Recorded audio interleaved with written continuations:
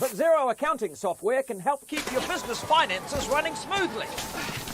Soon that marathon will feel more like a fun run. On roller skates. With a jetpack. Ka-ching! Search Zero with an X because healthy business is beautiful business. 200 miles per hour. 300 sensors. 1.1 million data points a second. Sent instantly to the AWS cloud. So AI can generate insights for F1 in real time. To keep millions of fans on the edge of their seats. Generative AI on AWS. A new era of racing. A new era of business. X Series on Dazn, sponsored by William Hill. The following program is recommended for those 16 and over, as it contains sporting violence, possible bad language, and flashing imagery. And now, ladies and gentlemen, brought to you live on the Zone X Series. Let's see some thunder! Here we go. A clean shot, and it could be lights out. It's the real deal. Hey, he looks like a pro boxer. 1, 2, 3, light him up.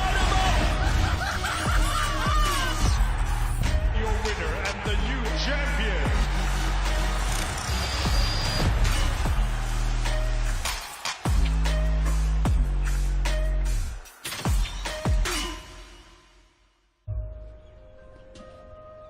Misfits and Dazn X Series has finally touched down in Doha, Qatar, in the gladiator-esque Qatar Amphitheater. And we are here for the Gib versus Slim live open workouts. And remember, this is Misfits! X Series on the Zone, where superstars meet. It's not going to be your usual show. And chaos unfolds. Are you not entertained? Nights like no other, where anything and everything happens. Are you kidding me? Where dreams are built in a heartbeat and shattered in seconds. Defying expectations, where underdogs conquer. That changes everything. And champions are crowned. Am I not the queen of Misfits? The Zone is the home of crossover boxing.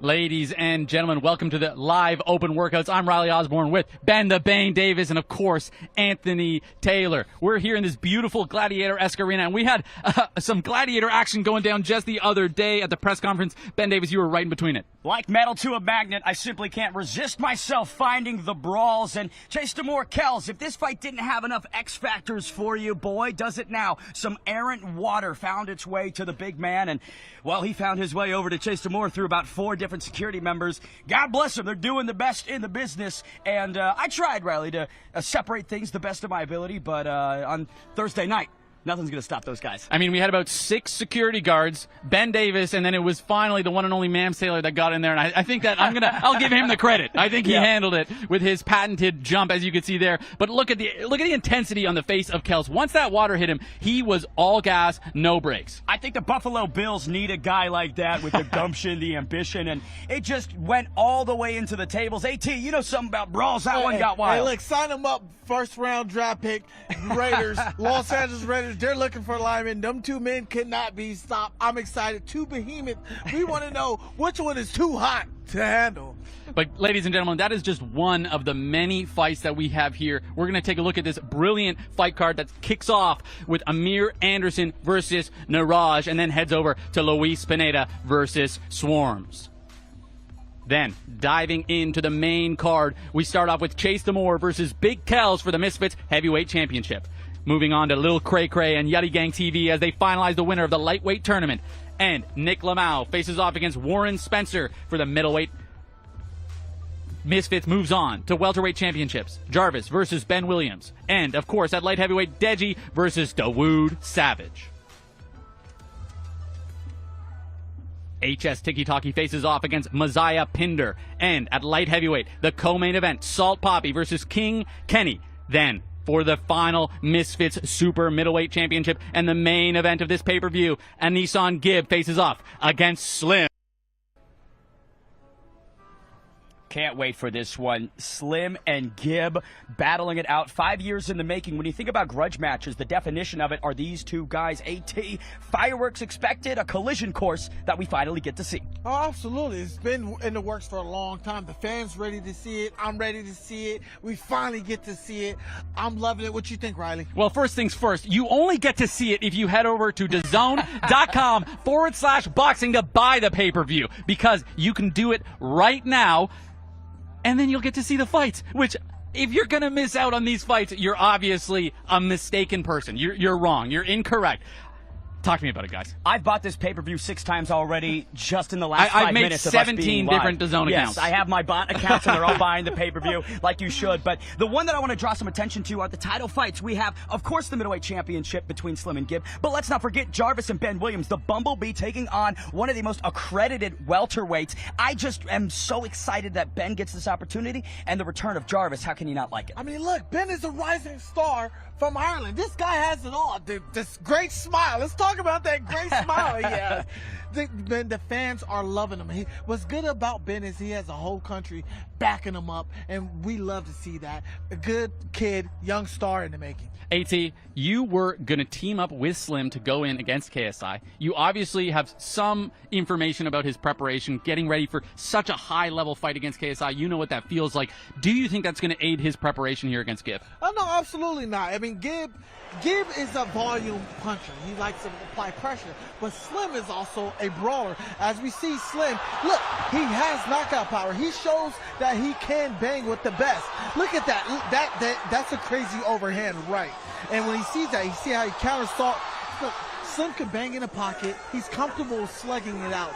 And it's going to be tough for Gib to go in there and do what Slim does. I was talking to Gib's team, though, and they know the dangers. They know that at range, Slim is going to have the advantage. In tight, he's got great power. But they believe that it's going to be the cardio and the volume of Gib that is going to be able to sway this in his decision. Ben, 8 rounds this fight is. That's a Misfits first, and it just shows, one, how confident these two guys are in their boxing ability, but also what we needed to do to make Gib come here. He needed to know that he was going to have the opportunity to really show his skills, and I think that that's what 8 rounds is going to do. And the beauty of this is, again, Slim the Hitman only needs 1 moment to make it count. Gib, the volume striker, I do anticipate the pressure, and we've seen Slim have issues with that in the past. Some opponents have had success when you're pouring it on him in the early rounds, but he does come into himself late in the fight, and I do think that if I'm Gib, I gotta watch where I put the chin. If I'm in the center line, Slim might take a shot. AT, we've seen Gib hurt before. Is Slim going to be able to find that shot early?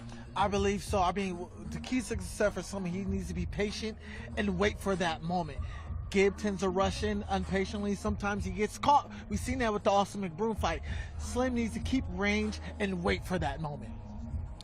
Okay, so we also, of course, have the co-main versus Salt Papi. We've had a little bit of drama. King Kenny thinking he's getting 6 rounds. Salt Papi thinking it's 5 rounds. I'm not sure if we've even settled this debate just yet. I don't hear any cancellations because we do have the Misfits team, which are inarguably the best in the business. They were on it. I hope that they've found a solution because we need to see this fight, guys. Guys, that's a big banana that was absolutely tossed at this fight, but I do think the important thing to keep in mind is the skill set that both guys have. King Kenny has developed himself beautifully over the last couple of years. Salt Papi is a superstar, and I am so pumped to see what he has against a very difficult challenge. Here is his last fight, King Kenny, against Adam Brooks. Power, discipline, and tenacity, which I think at times King Kenny has lacked inside the ring, right? It's all between the ears, and that night against Adam Brooks, he was beyond locked in, AT. But when we're looking at Kenny, like you say, he lacks confidence. He's slowly building that confidence up every time he's fighting. His brother Daly, who is obviously his coach, is doing a phenomenal job preparing Kenny for a guy like Super Salt Papi, because Super Salt Papi is no slouch, my man, no slouch.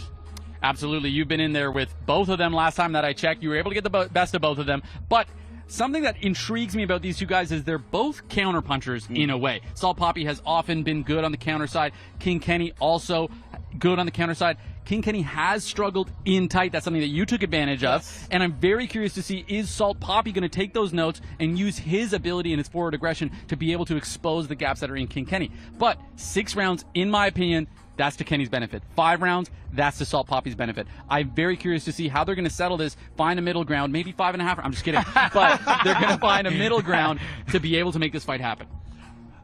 They'll do the first 3 rounds at the beginning of the card and then the last 3 rounds at the end of the card. That's our solution here. Hey, in between every fight, just go in there and do a round. First fight, let's go. Okay, we briefly touched on it, but let's talk about the heavyweight championship. Chase Damore has worked overtime to make sure to sell this fight. That guy is absolutely phenomenal. He's always showing up with energy, but he's also been showing up increasingly with skill and ability. Now, Kells in his last fight showed great determination. He got up from the canvas, but he also showed realistically that he's not that experienced yet. Once he started straightening up those punches, he found success. Who do we think is going to be able to deliver the most come Thursday night? When you think about the heavyweight division, it's only going to take one punch. They are 2 titans, and I love the power and energy that they're bringing into this.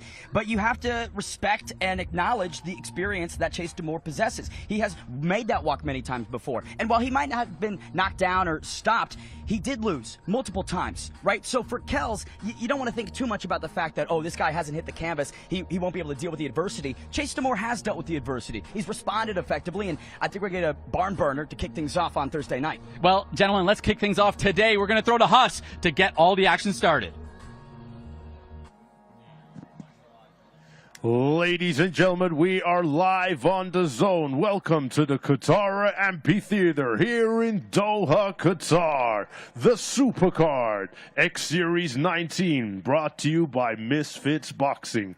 This workout is presented by Qatar, and the whole Supercard is presented by Visit Qatar. And now, ladies and gentlemen, let's get the public workout underway. Please welcome to the ring, Neeraj.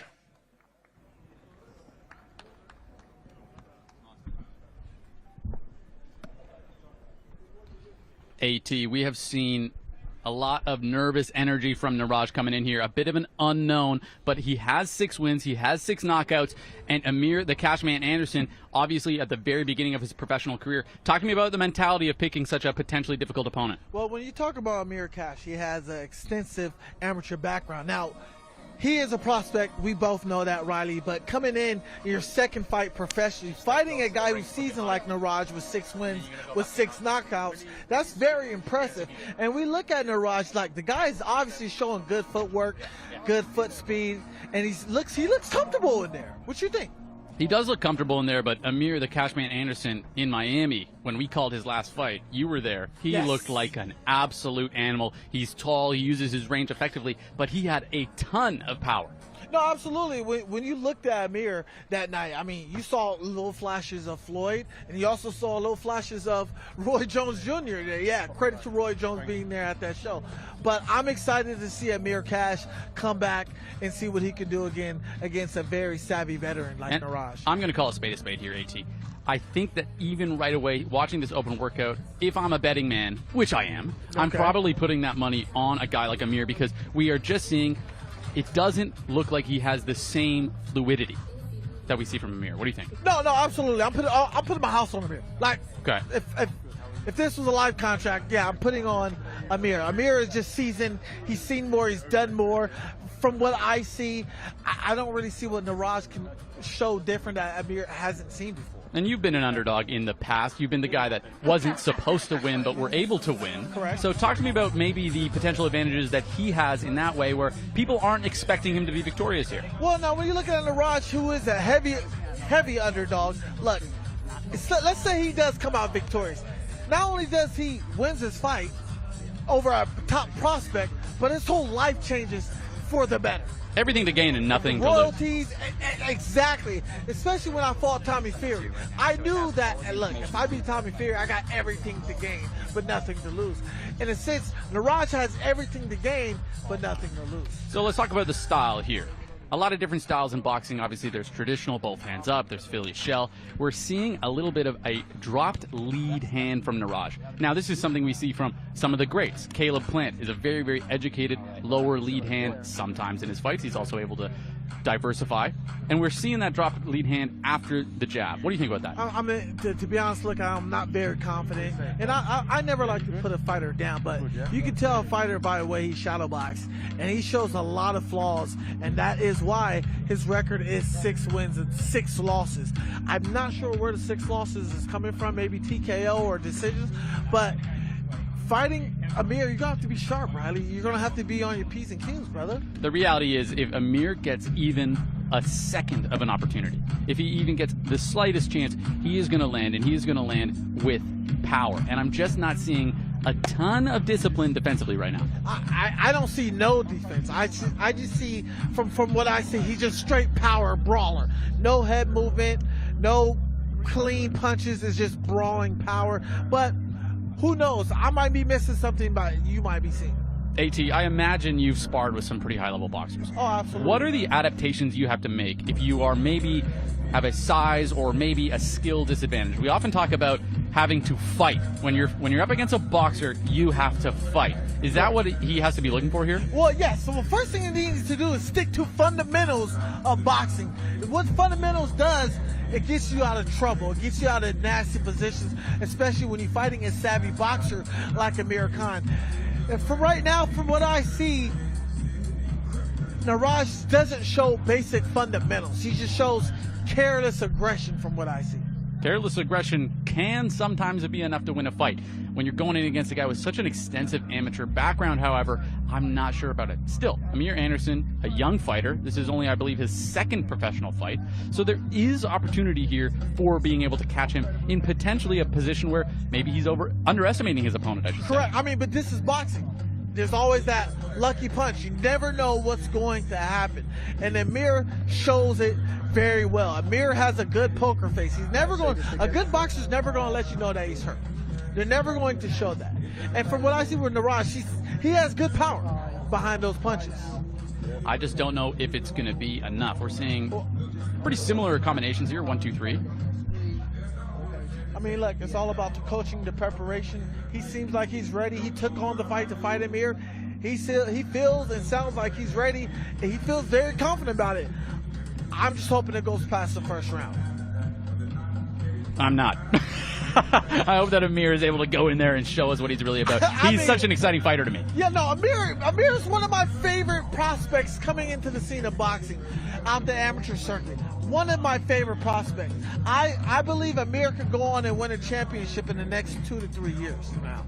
And he's only got 5 minutes here to really show us what he's about, which is not that much time. We're hoping that he warmed up already and he's coming prepared and he's wanting to show us what he's about here in this live open workout. But there is, of course, the story. Some of these guys come out here, they don't want to show too much. Correct. They don't want to show too much. When I'm in there, I never want to give my opponents an inch of what I can do or what I'm going to do in that fight.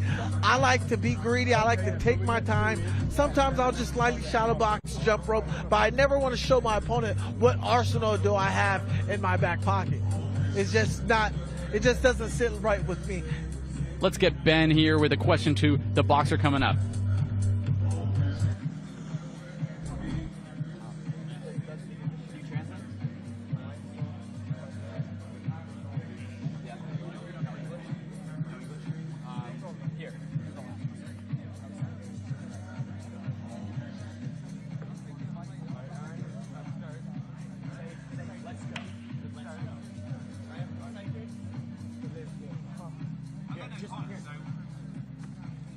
Just give me, let's go.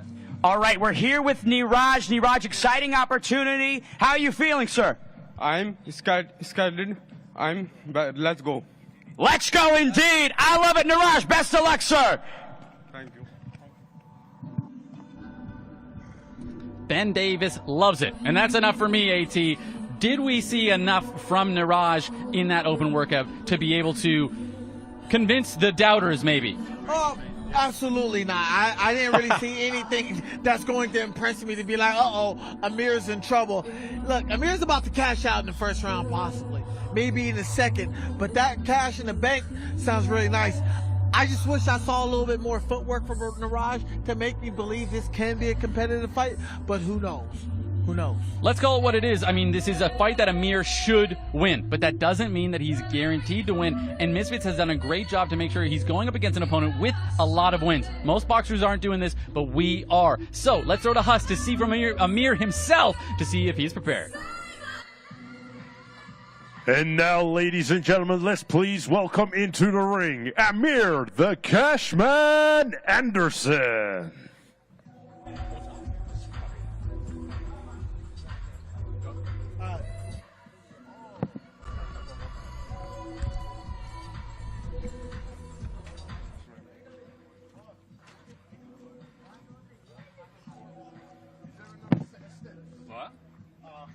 Here he is. We already see a massive height and reach advantage for Amir Cashman Anderson. Look at him. Smooth. He has the swag. Now, that's footwork right there. Keeping the distance, keeping basic fundamentals. He's not dropping his hands. He's keeping his hands high. I like how he definitely got on those apple beats on his head. But Amir is showing great footwork and potential. For a lot of people who don't know about Amir, Amir is a great standout boxer in the amateurs. Multi-world national champion in that scene. But as we see, Amir is obviously coming out with the southpaw stance, and that's really good. AT, I got to stop you. You said a multi-world champion. I'm sorry. I messed up on that. Messed that one. He's been to Mars. He's been to Venus, and he's conquered them all. No, I'm just kidding. We can see immediately. We can see immediately a skill difference, in my opinion. No, absolutely. Like, look at that. Basic fundamentals. Now he switched to orthodox. See, that's very valuable. That's very rare that you see a prospect coming out in his second fight going southpaw or an orthodox. I mean, convincing switch stance fighters that I can think of. Danny Jacobs is one of them I can think of. It's an incredibly difficult skill to master, and it's more effective than you could ever believe, because as your opponent starts to say, oh, I think I've got him down, I've got his timing, you switch stances, and everything has to reset. Right. Now when we look at Amir, like, traditionally, Amir doesn't have on. There's no gloves. I don't even see his coach in there. That's pretty much showing that Amir is like, hey, I don't need to show you my skills of what I got. You'll see it this coming Thursday night in that ring. As you were saying, he's not showing us too much, but he is showing us very educated shadowboxing. And as you said, you can learn a lot from shadowboxing. Absolutely, and that's what I love about the basic fundamentals. When we're talking about the basic fundamentals, Riley, we're talking about your basic up and downs, your hands up, basic ladder drills, basic shadow boxing, pad work, everything we need to become a defined, true boxer in the scene, because boxing, Riley, is not for everybody. This is exactly the type of guy that a guy like Mams Taylor is putting his effort and his energy behind. And there's reason for that, because we believe that he has the ability to really shine in the professional boxing scene. No, absolutely. Mams is signing the hottest prospects in boxing right now, and that's a good sign, because people are saying, well, what is Misfits? Misfits is the new era. It's the new age. And we said we're going to do it differently, and that's exactly what's been happening. As we mentioned, of course, Neeraj is a huge underdog here, but he's got 6 KOs, 6 wins. And that is not something that we often see a fighter going into his second professional fight going up against somebody that has legitimate knockout power. That is scary. Not a lot of prospects are going to fight somebody who has 6 wins but with 6 knockout, because that is a 50-50 fight. Yeah, he lost 6 times, but like I said, 50-50 chance you might lose and might win that fight. Ben Davis is in the ring now with a quick question for the fighter, Amir Anderson. Amir Cashman Anderson, we are here in Qatar. Describe this experience. It's an amazing experience. It's a beautiful place, beautiful venue we're going to fight at, beautiful hotel. I'm feeding off the energy. I'm just living the life, man. I love it. Ladies and gents, Amir Cashman Anderson.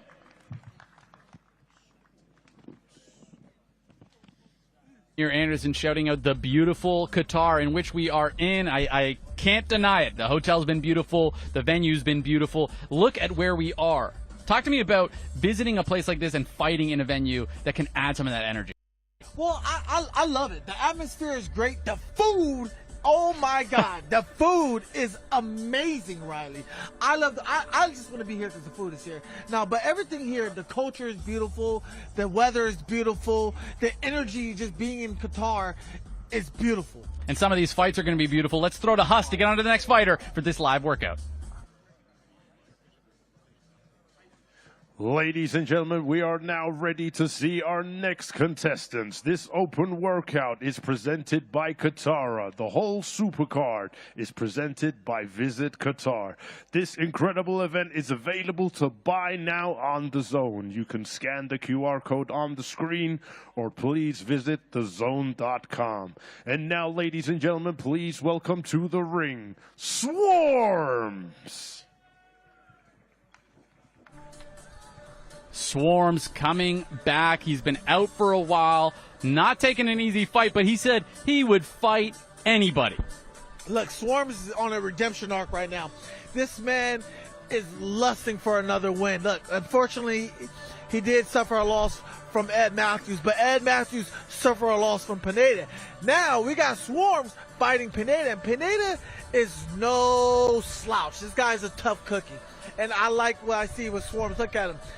Look at that man. I remember when he fought Ed Matthews, I don't know if he remembers, but briefly I mentioned to him before, just get it to the second round, get it to the third round, because that's where he would have had the advantage. He wasn't able to do that. He got stopped early, but I really still to this day believe that that was a winnable fight for him. Now, AT, he's switched camps. Talk to me about some of the differences that happen when you switch camps. When you switch camps, sometimes you're not familiar with the coach. You're not in sync, so it's going to take you about 4 to 5 months to get in sync with a newer coach. But it depending how long you've been knowing this coach, what's your history with this coach. But when you're switching camps with a brand new guy and you've never met, things can get tricky, but you're starting to learn certain things. But fighters are different, right? And what works for one fighter might not work for another fighter. It's not necessarily a knock on a coach for a fighter to leave, but sometimes they just gel much better. So I'm curious to see if Swarmz is going to be gelling better with this new coach and going to be able to show us the skills and ability he has. Well, I saw Swarmz yesterday on the pads in the gym, and that man was throwing some clean, crisp punch. And his trainer, y'all need to watch out for this trainer. Look how he walking. He's in there. He's critiquing him, showing him certain things. But what's good what I like about Swarmz, what he's doing now is he's showing good footwork and balance. AT, you just took the words out of my mouth, because Swarmz has always had good punches. He's always had fast combinations and fast hands. That was the first thing that he developed as a fighter. But what he didn't have was fundamental, crisp footwork. And that's exactly what we're seeing here. If he is able to integrate that footwork into his boxing game, we could really see a very, very dynamic shift in his ability as a fighter. Absolutely. I just like how he's staying on the outside of the foot, using his feet to move him. Not his hands, his feet. And he's in and out. Swarmz looks great. He looks really in shape. This guy, I'm excited. This is my dark horse fight. It's one thing to put it together in the open workout, though, and it's another thing to put it together in the fight. Now, I talked to Swarmz yesterday, and something he mentioned to me that stuck with me was he talked about the warrior mindset, the warrior culture. He said, I used to be a rapper. Used to was the word he used, because now he is a fighter. He is embracing the ideology of being a fighter. Now, when you're embracing the ideology of being a fighter, we're talking about sleep, eat, breathe, fighting, dream fighting. You have to be selfish, the most selfish person in the world, if you want to commit yourself to being a fighter. Because being a fighter ain't easy. You're sacrificing your body, your health long term for short success. AT, he said he didn't care who was called. He was going to take the fight. That sounds like something you would say. Oh, man, hey, absolutely. Man's call, hey, AT, I need you to fight this guy. Say less, when and where. Now, the thing I like about Swarmz was when he got knocked down, he was laughed up. He always got up. Let's get to Ben for a quick question with Swarmz.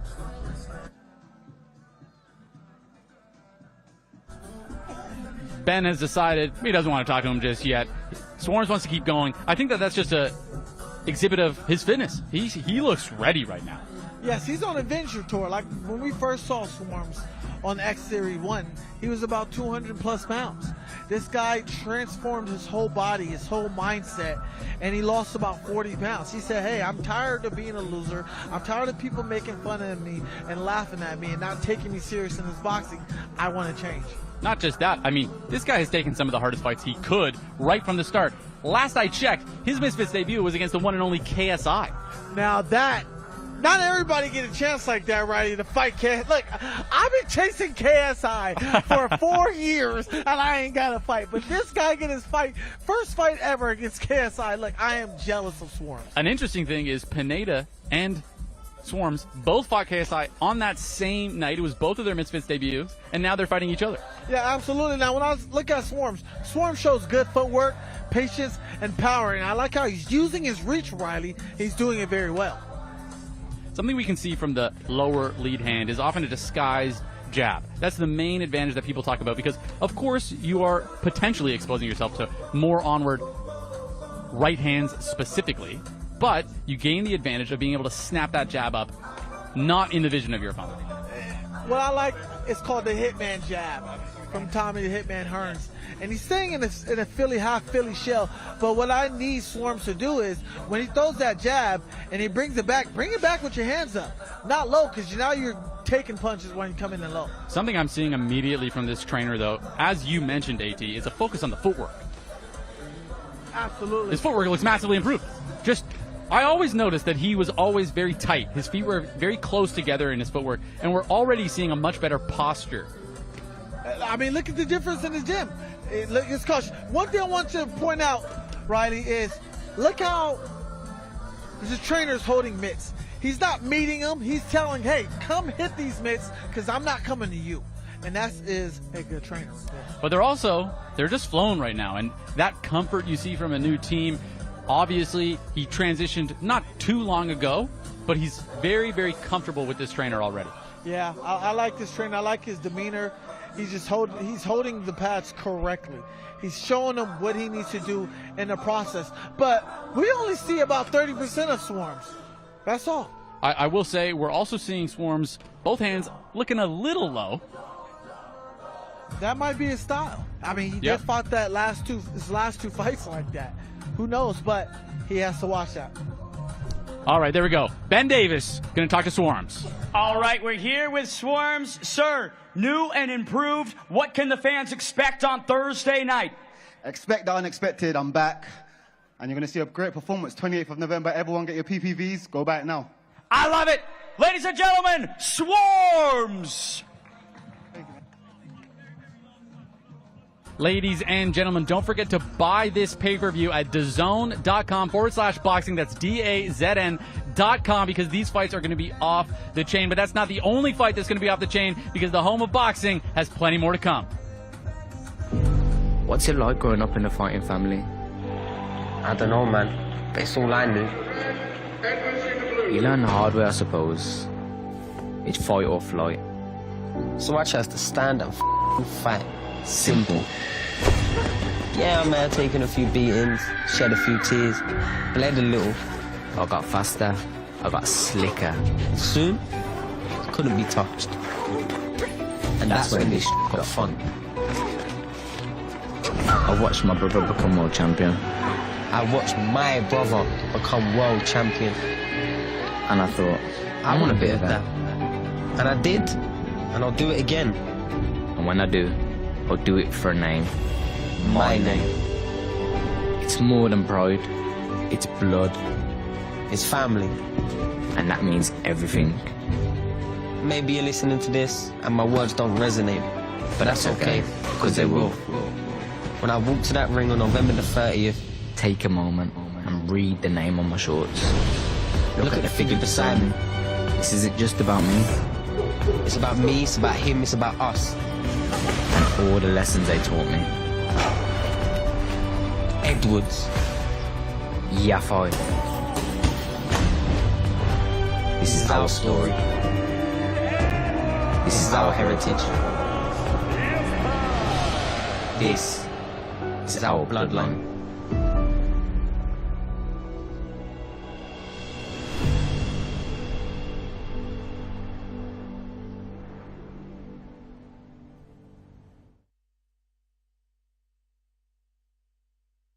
Only and exclusively on DAZN. AT, we're finally moving into what is always everyone's favorites, the heavyweights. Big boys, too hot to handle, like I told you earlier, Riley. Which one is going to be too hot to handle? Is it going to be Big Kale's too hot to handle, or is it going to be Chase who's going to be too hot to handle in that ring? Anything can happen. We're talking about heavyweights, Riley. Well, speaking of the ring, let's get those boys in there with us. Ladies and gentlemen, and now let's welcome our next contestants to the ring. This open workout is presented by Qatar, and the whole Supercard is presented by Visit Qatar. This incredible event is available to buy now on DAZN. You can scan the QR code on the screen, or please visit DAZN.com. And now, ladies and gentlemen, please welcome to the ring, Kells.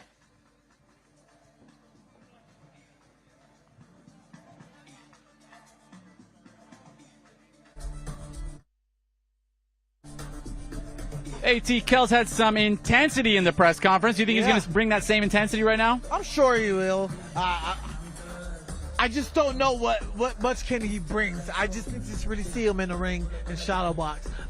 I'll be able to know about it. When a guy is this athletically gifted, this physically gifted, talk to me about some of the advantages, but also some of the disadvantages of that. The disadvantage is your cardio is going to go down faster because when you're a big boy, you're swinging for the fences. The good thing is, and when I say the good thing is, you just need one shot and it's over from a big heavyweight like Kells. Which is exactly what we saw in his last fight. He had some adversity early on, but when he talked to me in his interview, he said this.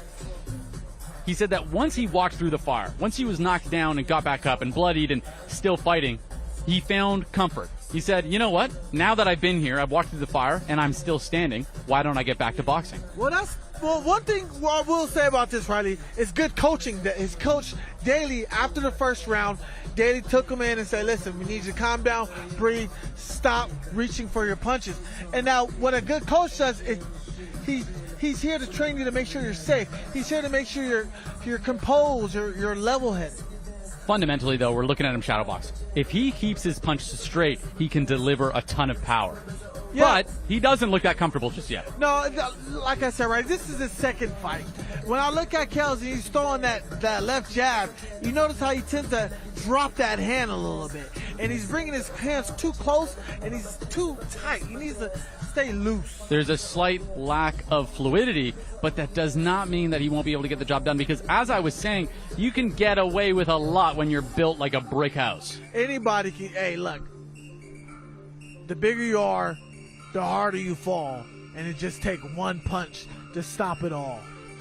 People always love to say that, but let's talk about that because Chase Damore often has fought guys that were smaller than him, specifically were shorter than him. This is the first time that he's going in there against a guy who actually has a size advantage over him. Now, Chase, obviously the more experienced fighter, but Chase has had wins and losses himself. It's taken him time to really improve as a boxer, so I actually think this is a much closer fight than people might think it is. Yeah, it is. Chase had to take a lot of losses to understand what type of fighter he was, what type of person he was. And when you're getting into that ring, you have to be mentally, emotionally, and spiritually ready to go in there and risk yourself. And this is no joke. AT, it's sounding a little bit like you think that Kells is the underdog in this one. I believe Kells is the biggest underdog. The biggest underdog. The biggest underdog, yeah. I wasn't convinced with Kells in his first fight. That's fair. That's a fair assessment. He obviously struggled. I found it very interesting because in his first fight, his punches started kind of all over the place. After he got dropped, it was almost like he remembered all of his training. Well, when I look at Chase never been dropped. And Chase fought a lot more people who are more experienced than him. UFC veterans. UFC veterans, guys like Josh Bruckner, big guys, and Chase still hasn't been dropped. Chase has power. We see what Chase can do. I will say, though, he was unsuccessful against Josh Bruckner, and then Salt Papi beat him. And there's about a 100-pound size difference between Chase and Salt Papi. Yeah! Can we see Salt go back up to fight Chase some more? Who knows? You heard it here first. Salt Papi versus Kells versus the winner of Kells versus Chase Moore. I'm kidding, of course. Let's see Kells on the pads. This is, I think, going to be a lot more important than the shadow boxing. You know what I'm kind of getting? I'm not trying to throw shades at Kells. I'm getting the vibes as if Chase had his first fight against Josh Bruckner. same technique, same style. Kells is still learning the sport of boxing, so we just need to give him more time to grow in it. Now, I'll argue with you a little bit here. I think as he's warming up, he's looking a little bit better on the pads. This is a guy who is athletic, and that right hand clearly has some power in it. Yeah, I mean, he's still learning, Riley. His technique is a little off, but that's the comfortability. You need to get comfortable with it. You need to be comfortable with being sloppy and critiquing it. To me, it's going to be his ability to stay in the fight and remember his technique even under the pressure and adversity. Because I'll argue with you here. I think this 1-2, it's not terrible. It's not terrible. He's having trouble putting it together with other combinations. We don't see a hook at all or uppercuts. But fundamentally, I've always said, if you just focus on the 1-2, that's all you really need at the start of your career. But as a boxer, Riley, I'm going to tell you this. When you're starting off, you got to do the basics. Keep your hands up. And Kells is having his hands down, was going to lead into a big right hand by Chase Damore. Okay, I see what you're saying. So you're saying he's defensively not focusing on his fundamentals, even though he's offensively focusing. Every time he throws a punch, the hands goes down. Look at it. Bam. Right there. Down. You need to keep your hand up. Don't keep your hands up when you throw in your jab or your punch.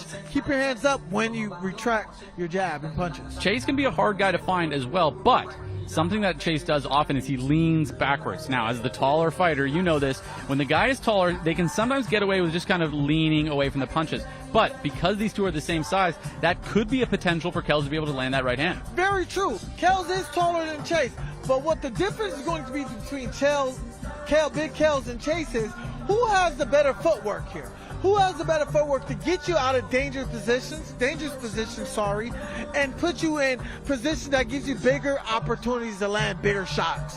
Kells is warming up a little bit here. I think that a key here is not necessarily going to be the pad work, but the sparring. How much sparring and what level of sparring has he done in preparation for a fight like this? Well, I'm not sure.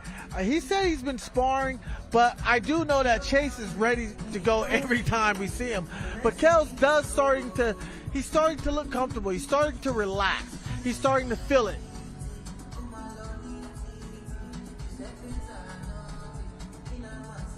Five minutes on the pads. Let's hear from Ben Davis. Gentlemen, I'm here with Kells. Kells, it got very heated yesterday at the press conference. How are you feeling, sir? Yeah, I'm feeling good, man. You know what, yesterday, obviously, had to resort to mind games, the disrespect, but I'm here to do a job. This doesn't change anything. Thursday, I'm completing the mission. What are you doing Thursday night? Knocking him out. I love it. Ladies and gentlemen, Kells! Very, very exciting. You can see on camera, I promise you, he looks even bigger in person. Yeah, I think the mind games did get to Kells with Chase Damore, and we all know Chase is a mind game freako. When I say mind game freako, this guy knows how to get under your skin. And he's been doing it successfully all week. And then you'll see it on the alternative when Chase Damore is instigating these fights. He gets into them and then he just kind of breezes out of them. He's very unbothered by the engagements, whereas we see a bit more of meanness in the side of Kells. It's not all show for him. I think that Chase is much better at playing the game than Kells is. So True. I'm curious to see if he's going to be able to maintain it. I think Kells needs to stay focused. Don't worry about the disrespect he done in the past, and just go in there and handle business with the game plan. Kells, you got to focus, my guy. You got a big fight. Let's see from Chase Damore. We'll throw it back to Huss. Ladies and gentlemen, and now please welcome to the ring, Chase Damore.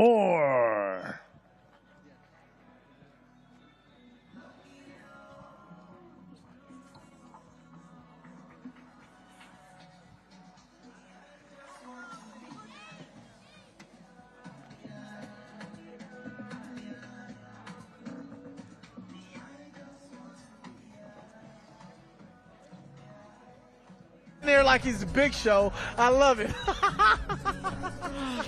We can see that Chase he's clearly the thinner man. He has a slight size disadvantage. But as you mentioned, AT, the bigger guy can often gas out faster. Very true. You know, normally when we watch Chase in his last fights, he was always much bigger than his opponents. But this time, I see a lot of a slimmer Chase. And we got Gary Olive on the pads with Chase. Chase looks fast. Look at that jab. And what he's doing, Riley, is he's jabbing, but he's bringing that jab back at the same position instead of bringing it low. And seeing with this double jab, he's keeping it dangerous. He's not just bringing it back home and not looking for the next punch. Immediately on the pads as well, diving right in.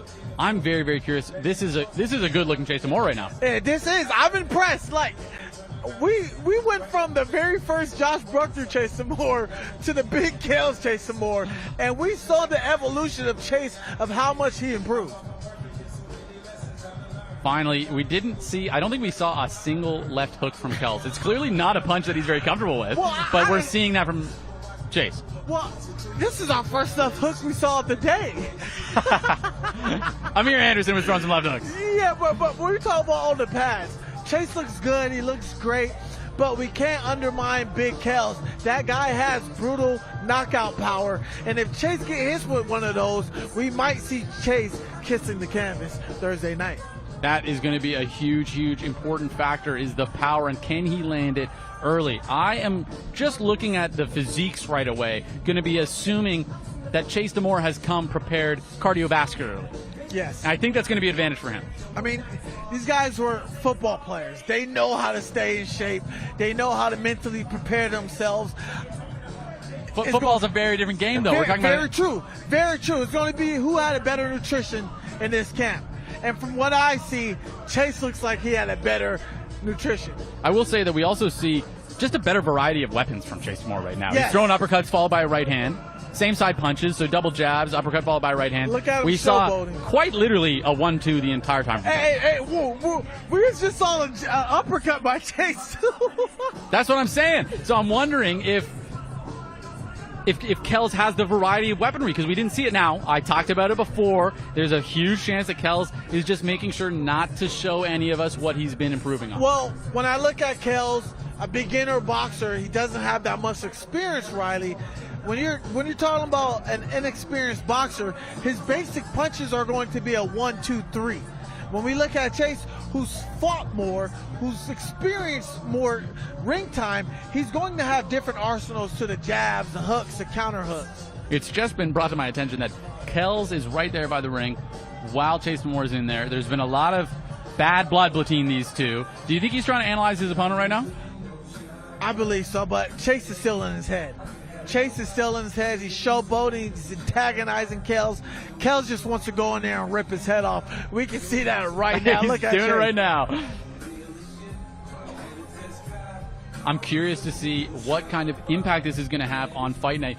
AT, we know that when you start to fight with emotion, that can be an additive to burning out your cardio. Oh, when we talk about emotions and you're new to the boxing game, it's a recipe for disaster, because you don't know how to navigate through that emotion when you're going in there as a newbie in the boxing ring. Chase, he's been like this. We've gotten the same Chase from the start to the finish. We've never seen a different Chase. Now, unlike most people's uncles, seeing red isn't actually good enough to be able to win a fight. Absolutely not. Seeing combinations, seeing defense, seeing everything your opponent sees will help you win a fight. I think that the experience difference here could be a huge, huge factor. Let's get to Ben Davis. Ladies and gentlemen, Chase Moore, your opponent is just several feet away. What's the message? Hey, be ready, big dog. Happy birthday. Huge shout out, 32 years old today. End of his boxing career come Thursday. What are you going to do on Thursday night? I'm going to dance over a dead body on the ground. Dead man walking. Love it. Ladies and gentlemen, Chase Moore.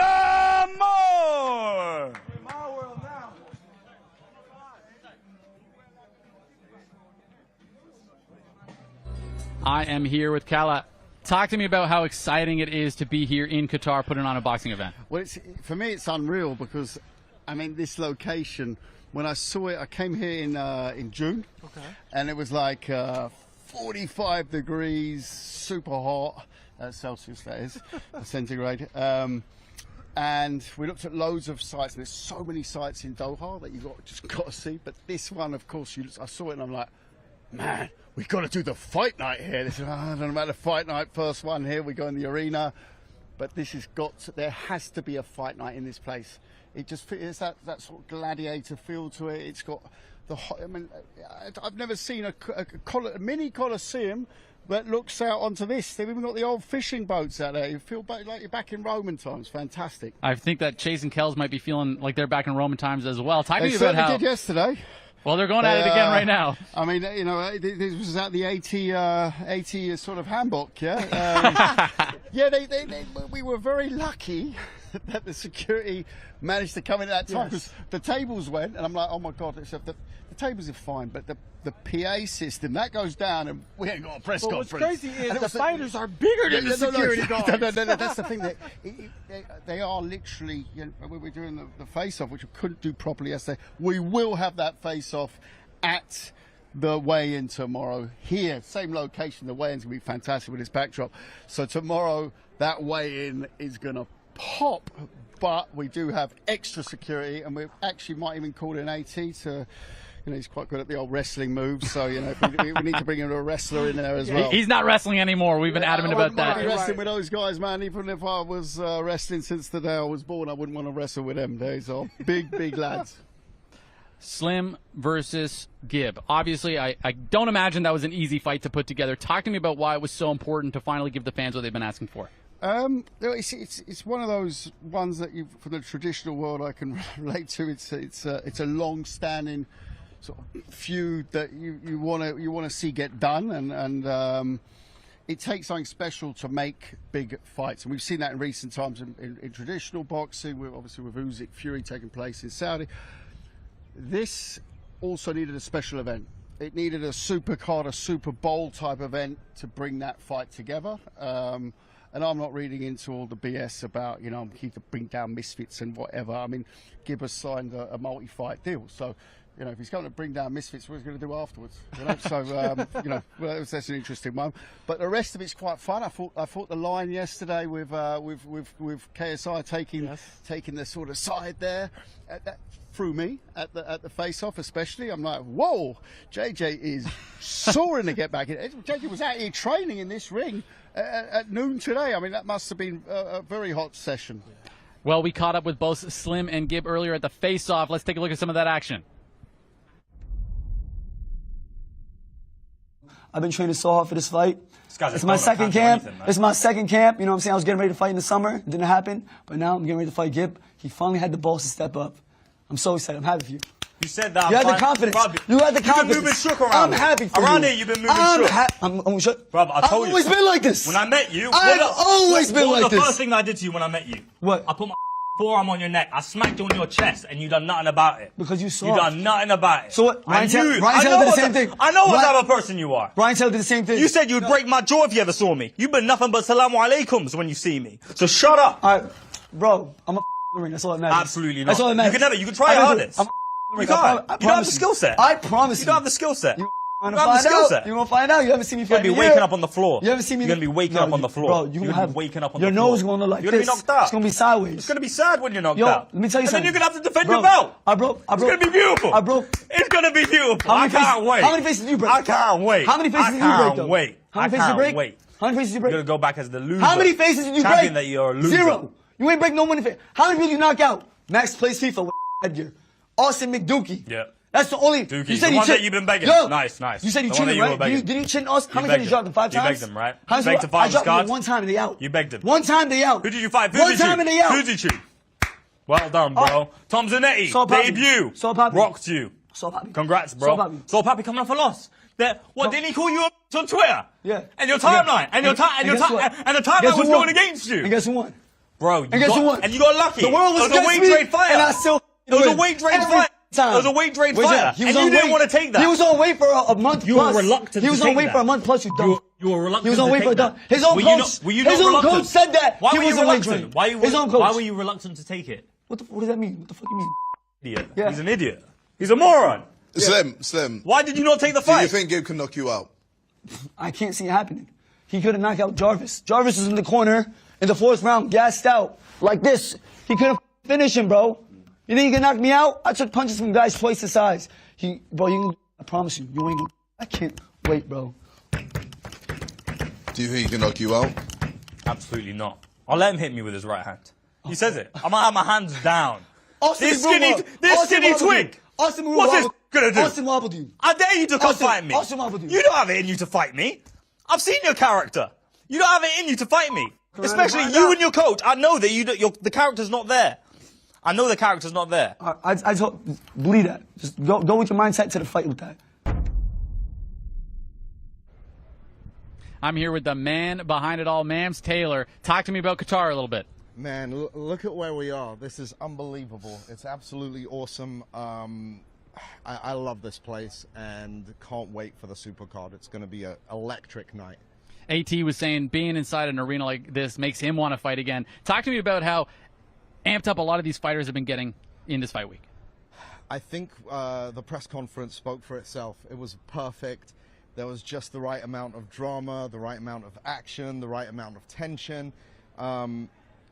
Almost every fight on this card is truly a 50-50 fight. It's a coin toss, you know, and there's so much at stake for all of the fighters.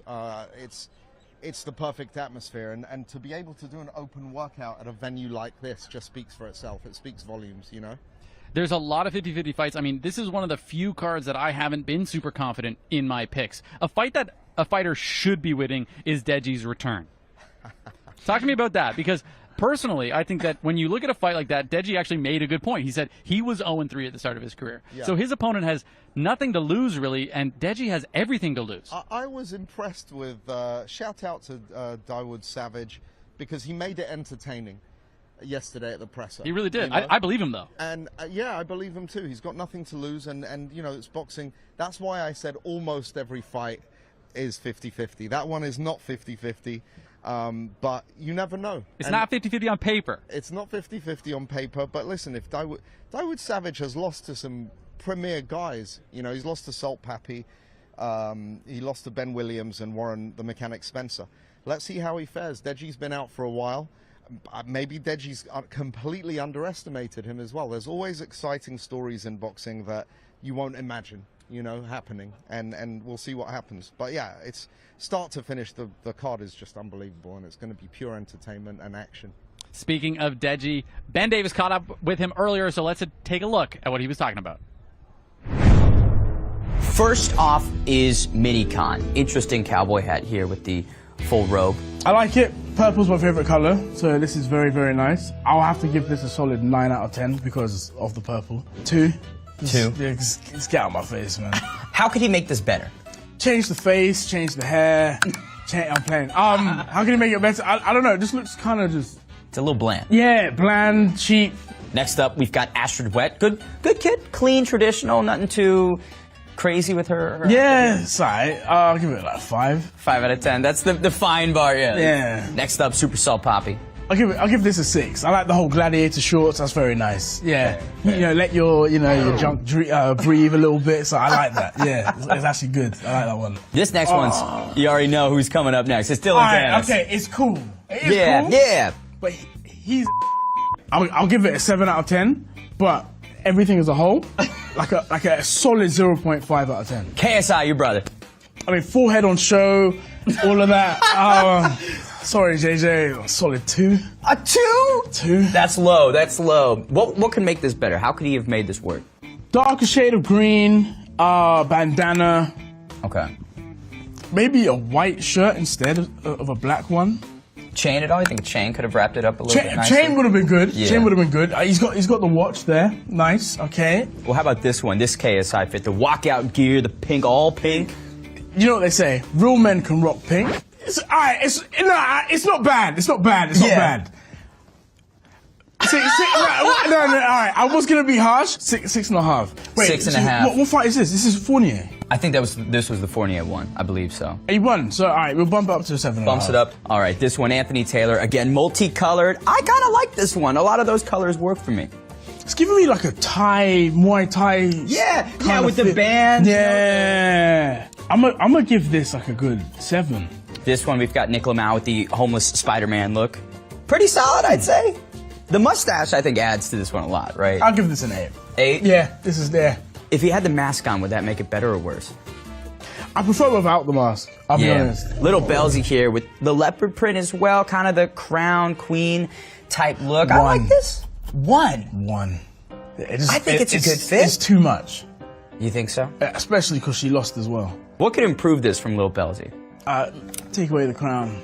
No crown. Yeah, you don't earn it. She didn't earn it, so yeah. To be fair, yeah. Is it crown or tiara? We've got a doubleheader here, KSI and Logan Paul. Obviously, Logan's got the All-American trunks, KSI with the red and black. What picture? Kind of a rude picture, guys. And Ben Davis is back with us. Mams, we had some drama yesterday. 5 rounds, 6 rounds. Talk to us. What is it?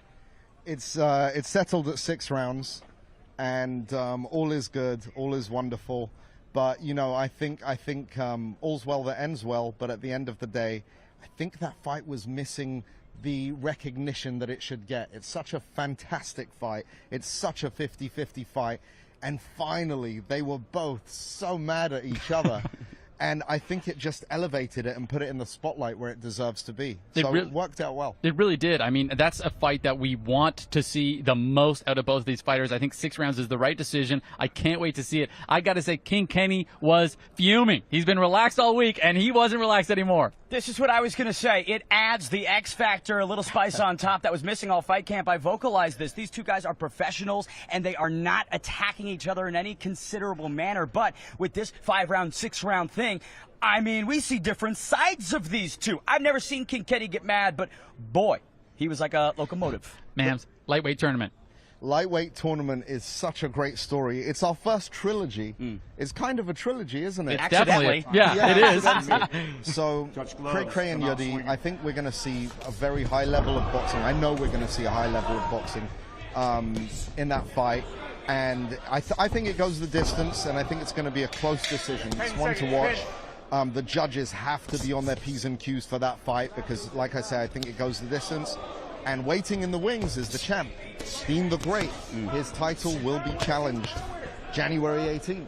I love it. Setting fights up while they're not even happening. We love it, Riley. Well, that's the thing is I don't think we've ever seen a fighter in Misfits make such a good argument for them being able to get the fight against the champion. These guys have not only fought each other once, but twice, and both of those fights were dog fights back and forth, and I can't wait to see the third one. I can't imagine it any different. Yeah. For me, it's a question about tempo. You know, when we think about fights and the pace, it's always such a big question mark. But again, we've seen them fight twice before, and Lil CraCra always likes to steal those early rounds. Yuddy Gang coming on stronger in the later rounds. Mams, I mean, when you think about how the flow is going to be on Thursday night between these two lightweights, what is your expectation? I think what I was impressed with is Yuddy showed that he adjusted really well in the second time they met. And CraCra adjusted his technique with other fighters, you know, and I think they're both professional enough where they have great teams, coaches that are gonna really go through the game plan, plan A, plan B, plan C, and I think we're gonna get the best technical fight of the night there with those two. Well, ladies and gentlemen, let's throw to Huss to see from these fighters themselves. Ladies and gentlemen, and now we are back at the open workout, which is presented by Qatar, and the whole Supercard is presented by Visit Qatar. You can buy this incredible event right now on DAZN. You can scan the QR code on the screen, or please visit DAZN.com. And now, ladies and gentlemen, let's please welcome to the ring, Yuddy Gang TV.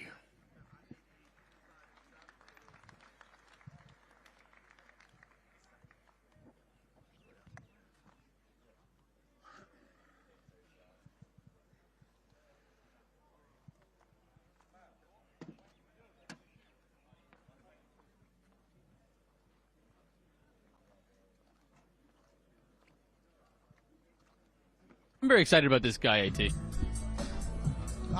Man, look, if y'all don't know about Yuddy, Yuddy got all the hot spots when it comes to food, and this man is a phenomenal fighter. When I say phenomenal fighter, Yuddy, what he does, he has a Philly shell type of style, but this guy is a quick, patient fighter, counter puncher, amazing. When I say this was my favorite fighter of the night, this is my favorite fighter of the night. He also talks a lot about how he says, the game plan is simply what my coach tells me, and I will just do it. Talk to me about that kind of cohesiveness between fighter and coach. Now, when you're talking about your coaches, you want to be synced as one. When we saw Real Steel with Hugh Jackman and the Robot, obviously they were both in sync. That's what we want to see with Yuddy Gang and his coach. And Keith is a great coach. A lot of people don't know about Coach Keith. Coach Keith's been training Yuddy since Yuddy was a kid. And look what Keith did to Yuddy. Yuddy's a phenomenal fighter, an amazing artist, and he's a really funny dude. He's also very, very patient in the ring. CraCra has very clearly won the first couple rounds of both of their fights, and then in the victory that Yuddy Gang had over CraCra, he was able to get the better of him in the later rounds. I envision a similar strategy. Yeah, I mean, look at Yuddy. Patience, that's experience. You can't teach that, but you can train that. But also, you can't really teach being able to get hit and not be fazed by that. I mean, you're a guy that can get hit and not really be fazed by it. It's a mindset. It's a mindset, and it all starts with your footwork. Basic fundamentals. And I tell you guys out there who's watching this, basic fundamentals is what makes you win the fight. When you master the basic fundamentals, then you can add your little style and twist into your boxing. And that's what Yuddy has. He's got style. We see it in his defensive work. He's always defensively capable. But when he fought Argentinian King hit him clean, and somehow he didn't go down. No, absolutely. You can tell that Yuddy has a chin on him. Yuddy's been hit with a lot of shots to his previous fights with Uncle Pizza, unfortunately. But Yuddy is a seasoned vet. He has over 35 amateur fights, and it clearly shows in the ring right now, Riley. And he also has a plethora of experience in Misfits under the bright lights, because amateur is one thing, but when you have the attention that Misfits brings, which is, we're talking about hundreds of thousands, if not millions of eyes to your fights, that adds a whole other layer of pressure. Yeah, Misfits is giving them the platform. And a lot of these guys who have this much talent, they go to other promotions. They don't get that exposure that Misfits gets. But Misfits doing a great job getting these high-level fighters into the scene and showcasing their skills. Very, very interesting fight. Another true 50-50. The man himself, Mams Taylor, was talking about how many 50-50 fights we have on this card, and it's almost too many to count. This being one of them. I love it. I love this fight because it's so amazing. You're going to see actual technical boxing at a very high level. Really a professional level. Absolutely. This should be a professional bout. I mean, their last two previous bouts, one of them, unfortunately, with the whole bomb threat, canceled it. But with this one, we're going to see a high-level fight. Yuddy, obviously, as well, has a lot to gain from this fight. The champion, Dean the Great, is obviously waiting in the wings for the winner of this fight. The lightweight tournament finally finalizing. But Yuddy has been calm, cool, and collected. I asked him, I said, what's a message to your opponent? He said, let's have a good day. But Riley, what do you like the difference between Yuddy, what he can do and what he can't do? What do you notice about that? What do you mean by that? Do you mean his skills, his strengths and his weaknesses? His strengths and his weaknesses. I got you. I think that his strengths are, without a doubt, his defensive responsibility, his ability really not to get hit clean. Yes, he has a chin when he needs it, but nobody is invincible, and usually he's very, very defensively sound. He's also incredibly quick with his strikes. He can counterpunch very, very well. But his weaknesses on the back end is he's a slow starter. The reality is he's a slow starter, and he also has a bit of trouble going forward, which allows CraCra to be able to fight the fight on his terms instead of allow Yuddy Gang to impose his will. I think that's going to be a key here, is when and how early can Yuddy Gang impose his will, because it's not that long of a fight. And if CraCra steals the first early rounds, he might not have enough time to get the rounds back. Yeah, no, Roundhouse, Riley, you broke it down to the T. You stole the words out of my mouth. That's why they pay me the big bucks. You know what I'm saying? That's why they got me here, AT. Hey, the Zone is lucky to have you breaking these type of fights down, buddy. Thank you, brother. Talk to me, though. Talk to me. So, look, like, Yuddy's showing high-level jabs, high-level fundamentals. Like, and I stress to everybody, basic fundamentals is what makes a boxer great. Like I said, he's cocky with it. And that's one thing that Yuddy has, that's his style. He has a cocky boxing style, which is his flavor. And I tell people, and I preach about it, when you master the basic fundamentals, you can add your own flavor to that style. Let's hear from the man himself with Ben Davis. Ladies and gentlemen, I'm here with Yuddy Gang. Yuddy, third time out against CraCra. How are you feeling, sir? Man, I feel amazing. It's another beautiful day in this beautiful, beautiful country. I appreciate you. Thank you. It's going to be an amazing fight 28th. Make sure y'all get the DAZN app and buy the pay-per-view, man. You're about to see some lights, camera, and a lot of action. Amen. Ladies and gentlemen, Yuddy Gang! AT, we have been seeing some awesome open workouts, but I think something hasn't been said enough, and that's that you can buy this pay-per-view right now at DAZNboxing.com. Sorry, that's DAZN.com/boxing. So do it. AT's telling you to do it. I'm telling you to do it. Just do it. AT, we've been seeing some great action already. All week, hey, from the press conference, no, not even the press conference. So the moment they got off the plane, that's when stuff start kicking off at the face-off, talking trash at the airport. Now we're here, we're showcasing skill sets. Y'all need to subscribe, click that link, and stop playing with me because I want to see this fight. You guys want to see this fight, and I'm excited. If AD didn't convince you, nobody will. Let's go to CraCra with Huss. And now, ladies and gentlemen, let's please welcome Lil CraCra.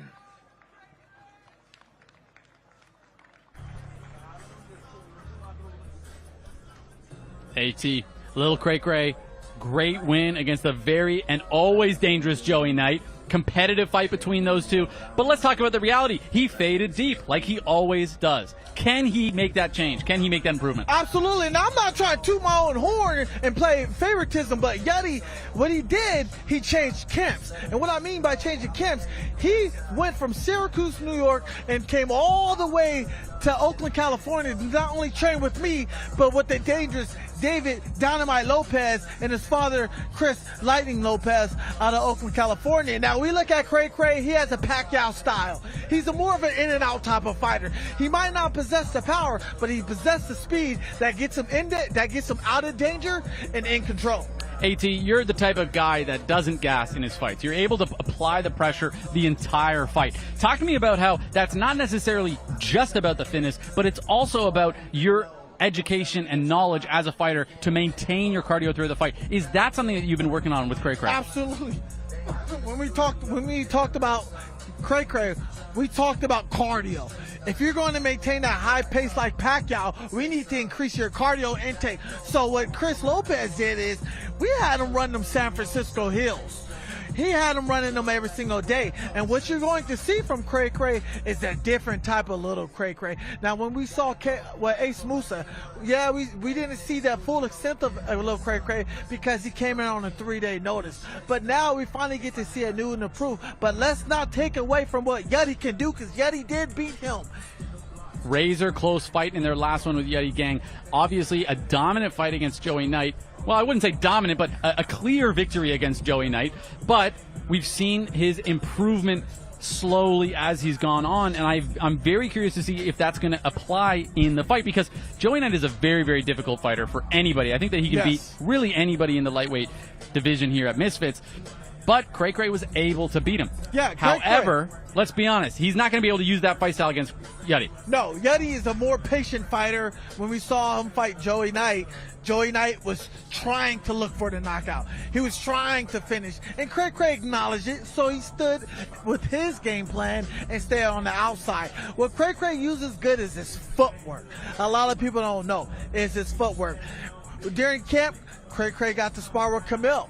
And man, I seen the sparring footage, Riley. That was a banger of a sparring session right there. When you are doing the sparring, when you are doing the runs in San Francisco, that's really what's going to make the difference in a fight where realistically, it was not the skill that was the issue for him. It was the cardio. It was the conditioning. Absolutely. The cardio is what really killed CraCra in the second fight with Yuddy. But this time it's different. This man is different. That's my teammate, Riley. That's my teammate. He's talking about my teammate. We're having the opposite of the True Jordy effect right now. We're having you being a bit biased here. No. Look, I love me some Yuddy Gang TV because that man knows how to fight. Now, this can go 50-50. Yeah, he's my teammate, but if he lose, he ain't executing right. Very intriguing. Some good footwork right now. Really just taking his time. And I think that's a testament to this guy's experience. He's not going crazy with his open workout, showing us some footwork, showing us some shadow boxing. But realistically, as you've been saying, he's incredibly prepared. Now, here's my question. When fighters fight each other multiple times, ring IQ becomes a big important factor. Because who can learn their opponent better when they've had so much time in the ring together? Yeah, no, absolutely. When I look at Yuddy, obviously Yuddy has more amateur fights. He's been doing it longer than CraCra. CraCra is only 22 years old. So when I say who has a more ring IQ, I'm going to go with Yuddy Gang because he's been in the game a lot longer than CraCra. But when we look at the difference between Yuddy and CraCra, Yuddy tends to stay in the pocket and he's more patient looking for the counter. When you look at CraCra, like I said, he has a Pacquiao in and out style. He likes to move around. He likes to feel the ring and touch everything.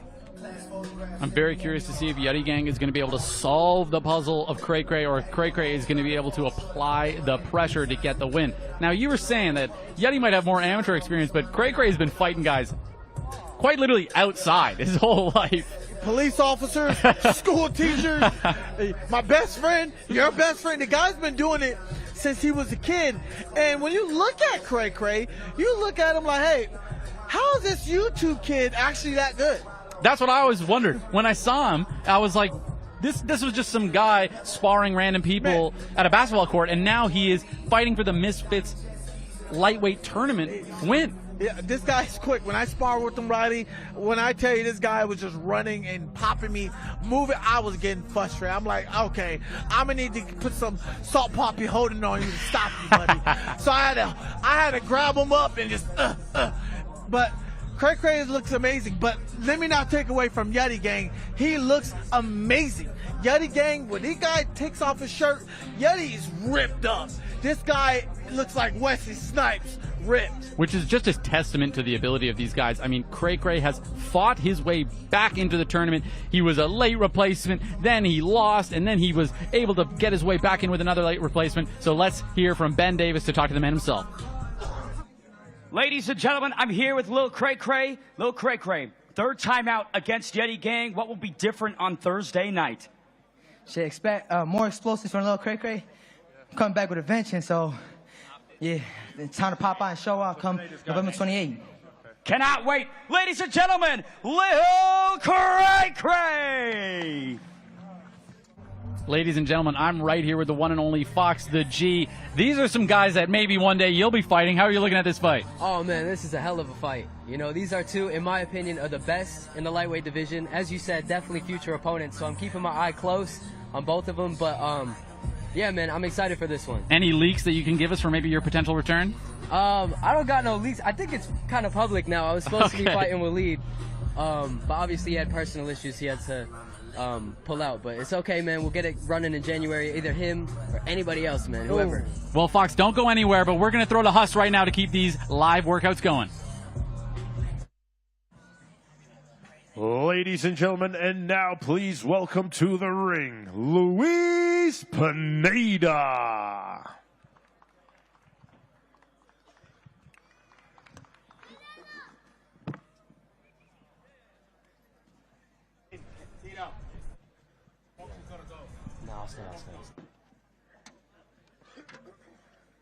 Luis Pineda, a very exciting prospect here. Fox the G is actually going to go and help him out with his live open workout.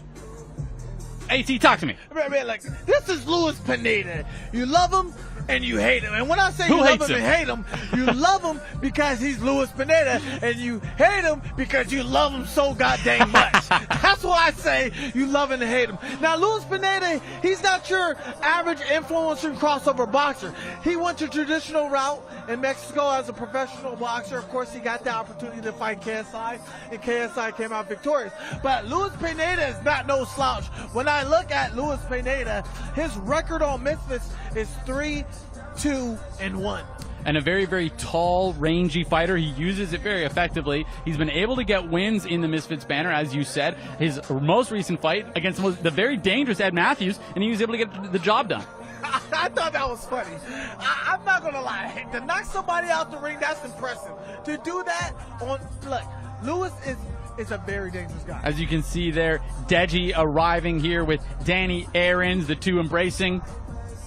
Just some of the stars that are out here in Qatar. With Deji himself fighting. Finally getting to see him again. Yes. I think that'd be a great matchup, those two. Danny Aarons versus Deji, but AT sprinkling in sprinkling it in. Hey, wait. But I definitely need Danny Aarons to get a couple of more fights in before he challenges Deji. Very tough fight for him. I want to see Deji and Aaron improve. But look, we got Lil Pineda back in there. What makes Lil Pineda dangerous is he's long and he knows how to use his reach.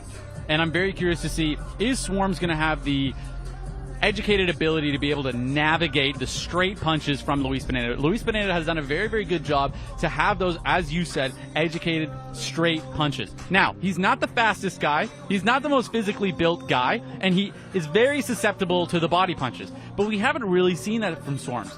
However, in that pad work, he was throwing left hooks to the body. Absolutely. When I look at Luis Pineda as well, he has a Mexican style stance.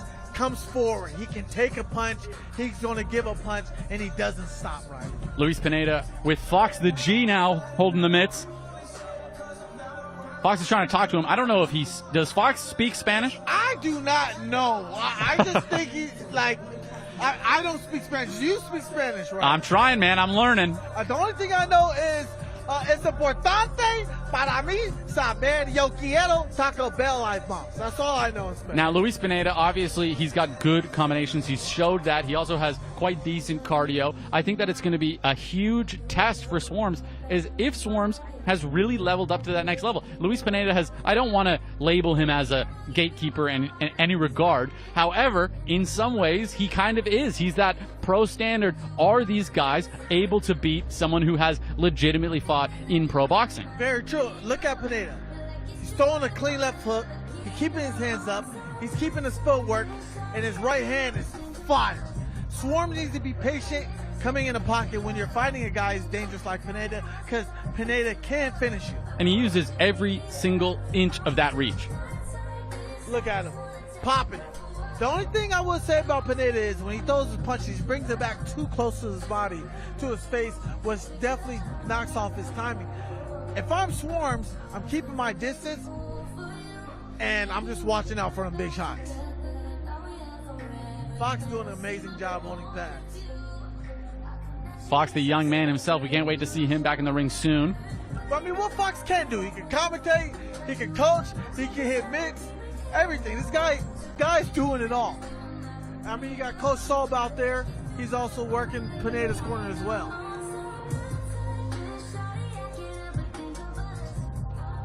Luis trying to make the argument for himself to be put back into bigger fights. Swarmz not a small fight, but definitely on the kickoffs. And we want to see these guys making a statement as to what's next. Misfits is so interesting to me because in 10 seconds, you can go from the bottom of the list to the top of the list. And this is one of those fights, to me at least, that can really start making that argument for you deserving a bigger fight. Curveball, you ready for this one? How I look at this, I could potentially see Luis Pineda potentially fight Slim in the future, and that'd be a good fight. That's a curveball right there. That's a curveball right there. But he can do it. I don't want to take it away from him. I love it. Luis Pineda, a strength of his is cardio. Always has been. Always has. Pineda has always been a loving guy within the fans. Fan favorite, hometown guy. He's a family guy first, and he just loves doing what he's doing. Definitely a fighter first. Let's go to Ben Davis to hear from him. All right, ladies and gentlemen, Luis Pineda. Hola, ¿cómo estás, amigo? Muy bien, gracias a Dios, agradecido de estar aquí en Qatar y brindándoles un gran espectáculo. Muchas gracias. Said he's excited to be here in Qatar, and he's going to give you a spectacular. Thursday night, what happens? ¿Qué va a pasar esta pelea? Pues por primero Dios vamos a buscar el knockout y vamos a salir bien en el ring. ¡Viva México! He's going to knock you out, Swarmz, and Viva Mexico! Ladies and gentlemen, Luis Pineda! ¡Vamos! No translator needed for that last one. I think we all know that Luis Pineda is pretty amped up. Shout out to Beal for the translating. I'm actually excited for him now. He's bringing some energy. I mean, every time you hear that word, vamos, just know you're in for a butt-kicking moment. I'm incredibly excited. The pro versus Swarmz. Can Luis Pineda bring the ability and the skill to get the job done? Time will tell. That's just one of the many 50-50 fights that we have on this card coming up. But first, I need you guys to definitely download DAZN. Make sure you put it in there, DAZN.com/broadcast. Y'all need to be watching this fight. You see that code right there? You see that code right there? Download that code right there. Stop playing. Y'all need to watch this fight. Vamos. Let's throw to Huss to keep these live fighter workouts going.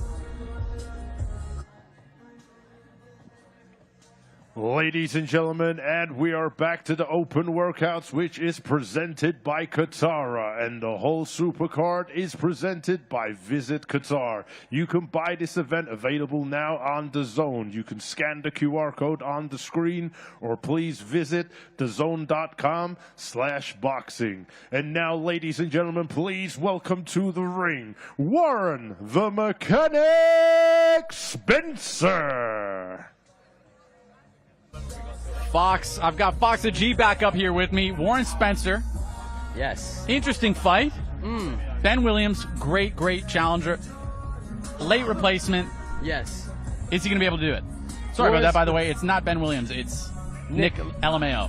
Yeah, man, listen. I think I spoke to Warren and his team the other day at the hotel, and they seem very confident. They've been training the whole time. And man, it's influencer boxing at the end of the day. You got to take any fight that you can take. This guy's got a lot of experience. It'll be a challenge for Nick. I'm taking Nick in this one, I'll be honest. Both you guys, AT, Fox the G, you just mentioned how important it is to stay ready. This isn't pro boxing. We're not going to give you 10, 20, 30 weeks to get ready. You got to be ready all the time. That's what he was saying. He is ready, and he's been training. No, absolutely. I have to disagree on that, Fox. I think Warren's a little bit more seasoned than Nick LMAO. I saw Warren fight personally when he fought Aaron Chalmers. And when I say when he fought Aaron Chalmers, he was giving Aaron Chalmers what you call the business where I'm from, buddy. Ben Williams, a great first fight between those two. All action early. However, Warren Spence was saying early stoppage. He wanted to keep going. A lot of us that were watching the fights kind of agree with that. I agree that it was a bit of an early stoppage. I think that this is actually genuinely Misfits' first opportunity to see what this guy's really all about. Yeah, I mean, but can we actually say, let's put it like this. Jay Swingler, Nick LMAO is that 50-50 fight. But can we say Jay Swingler versus Warren Spencer a 50-50 fight? No. Yeah, Nick should be the... Exactly. But when I look at Warren, he's a very seasoned guy. He's fought Dawood, and unfortunately, he beat Dawood with a devastating knockout. So Warren Spencer has power. That's why they call him the mechanic.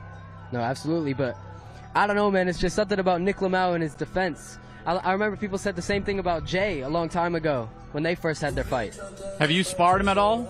Sparred who, Nick? Yeah. I was going to, and then he's ducking me. No, I'm just playing. I was going to, but then he got his leg injury at the time, man. But I'm sure we'll do it at some point. Speaking of legs, AT, this guy's got some legs on him. You were talking earlier about how important it is to develop that power, that base of power. And those legs are he's definitely been working. Hey, those are mechanic legs. When I look at Warren, I'm on his page. He's always in the gym. He's always posting boxing clips. He's constantly training. How long has Nick LMAO been training for this fight? No, that's true. It's true.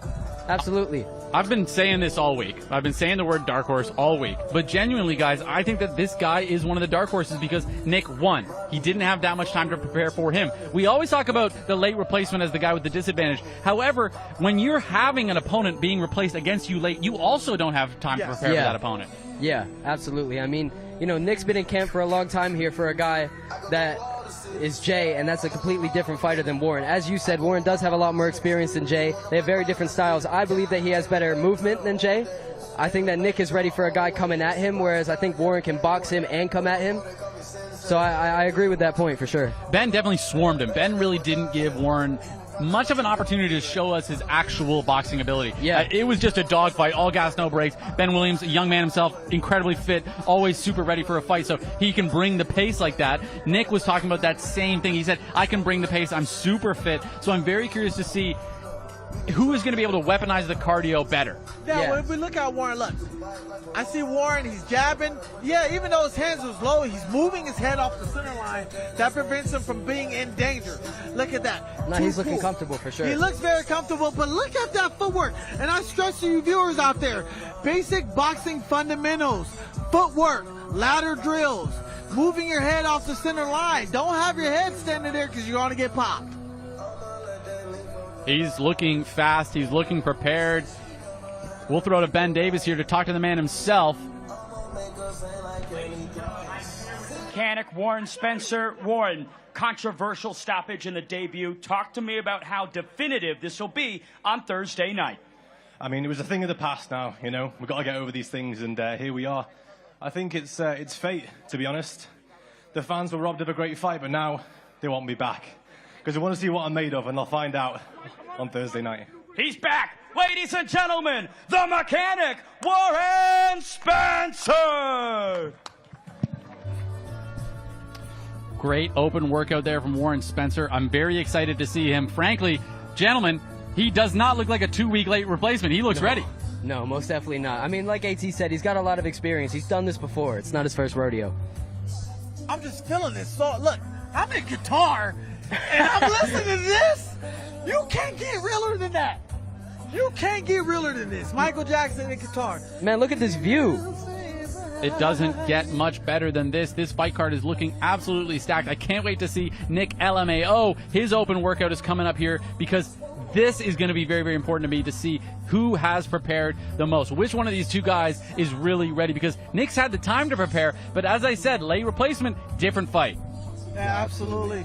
We're excited for this one. AT, you know what? I love hearing you talk, but I want to hear Huss because I want to see these fighters. And now, ladies and gentlemen, please welcome to the ring, Nick LMAO.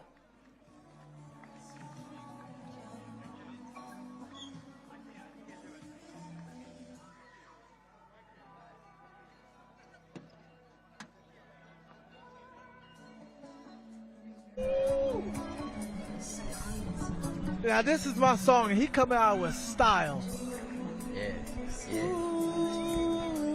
Nick It's the first time LMAO y'all in ever the gonna hear ring. somebody sing on this bad boy. Oh, yeah. Where did you come from, baby?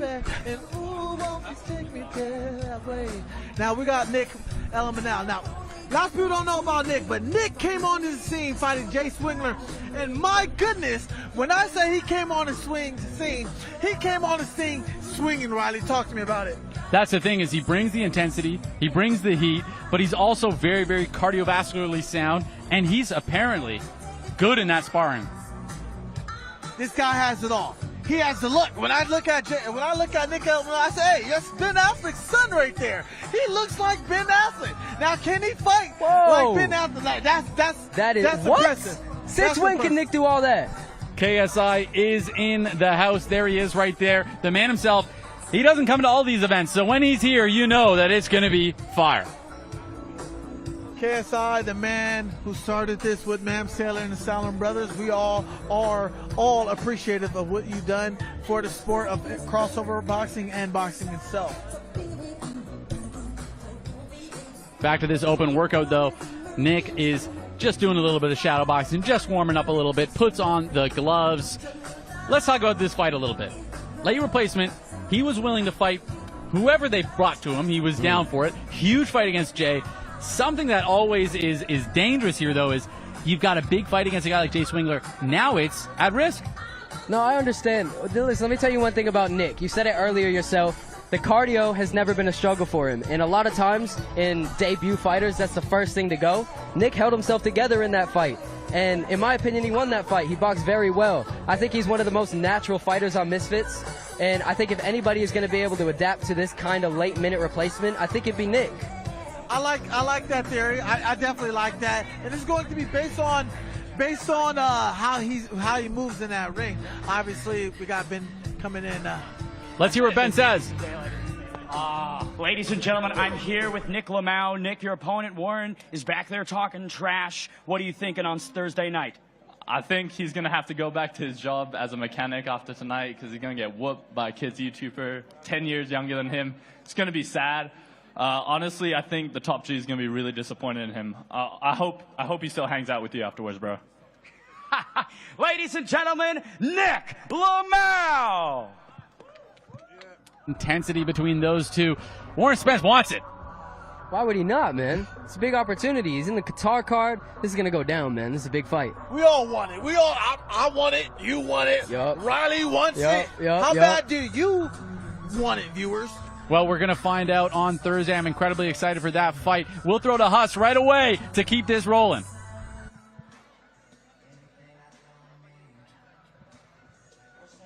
And now, ladies and gentlemen, let's please welcome to the ring, Ben Williams.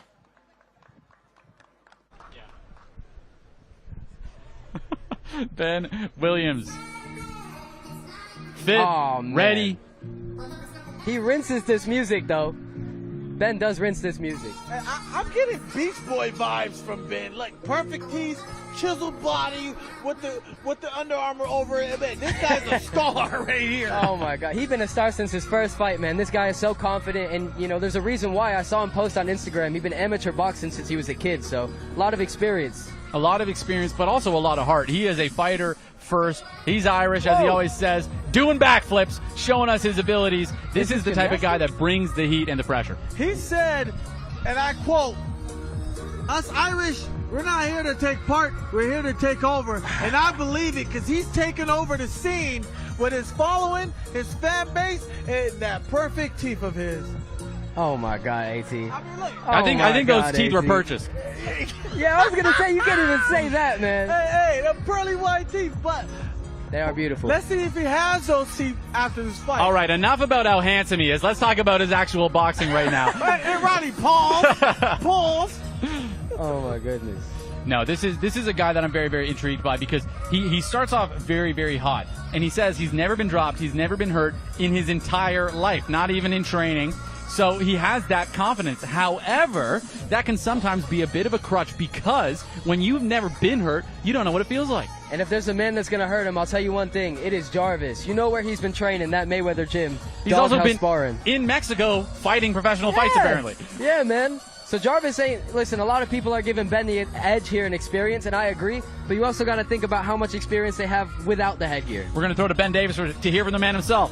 Ladies and gentlemen, I'm here with the challenger, Ben Williams. Ben, championship opportunity Thursday. What happens? Gonna take that belt home back to Ireland, baby. You know how we do. Out here in Qatar, beautiful place, big opportunity. So yeah, just gotta go do it now. Message to Jarvis.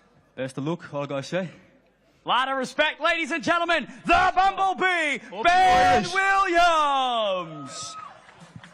Ben Williams looking prepared, looking ready, looking fast. However, arguably his toughest test yet against Jarvis. Oh, no, 100%. You know, I mean, Fez, you know I love you, bro, but Jarvis is one of those guys. Like I said, doghouse sparring. You can't get much better than that.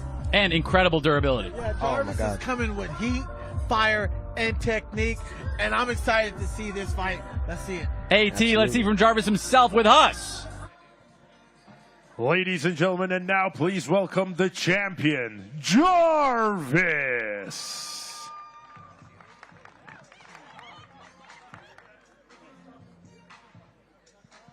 Very, very confident in his abilities. Jarvis has been increasingly improving. We were talking about Ben Williams being a young man, but Jarvis is a young man himself and has been rapidly improving in the sport of boxing. But there's some things that you can't buy and some things you can't train, and that's durability. And this guy, he takes a huge punch and just blinks and keeps moving forward. What's crazy is Jarvis' last loss came to the main event of himself. Yeah. Gib.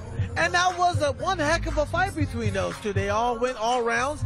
And Jarvis showed promise. He still shows promise. He's really young. He's a talented kid. But one thing you can say about Jarvis is he is game to fight boxing, Riley. The thing that really was the crux of Jarvis in that fight, though, was the combination punching of Gibb. And Ben Williams is a combination puncher. So I'm curious to see, has Jarvis done what needs to be done to be able to improve enough to interrupt those combinations and to be able to fight his opponent? Hey, man, I'll tell you one thing. Jarvis definitely learned from that loss against Gibb. Yes, most definitely. When you're looking at Jarvis, he went to Mexico and fought.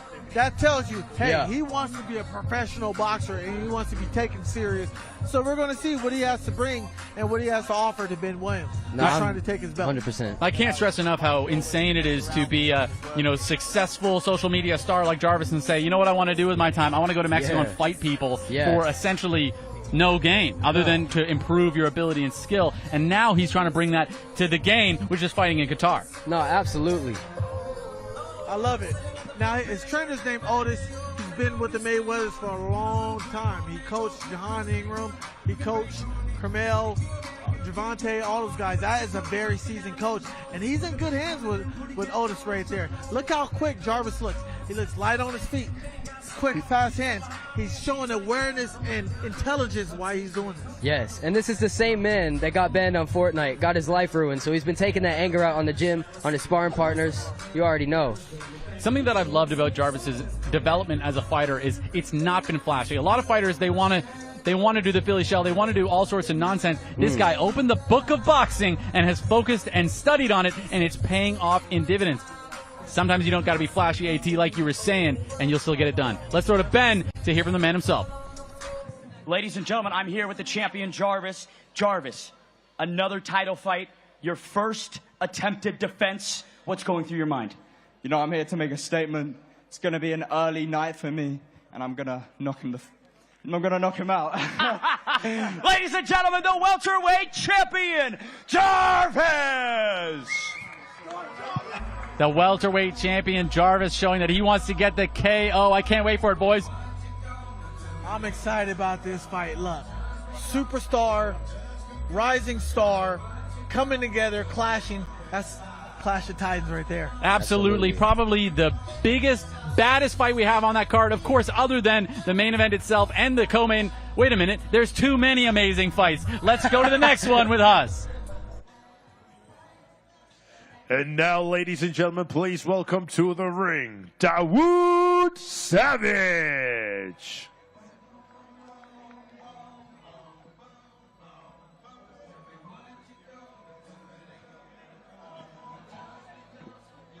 Uzan, this man stole the show at the press conference, Riley. Tell me about it, brother.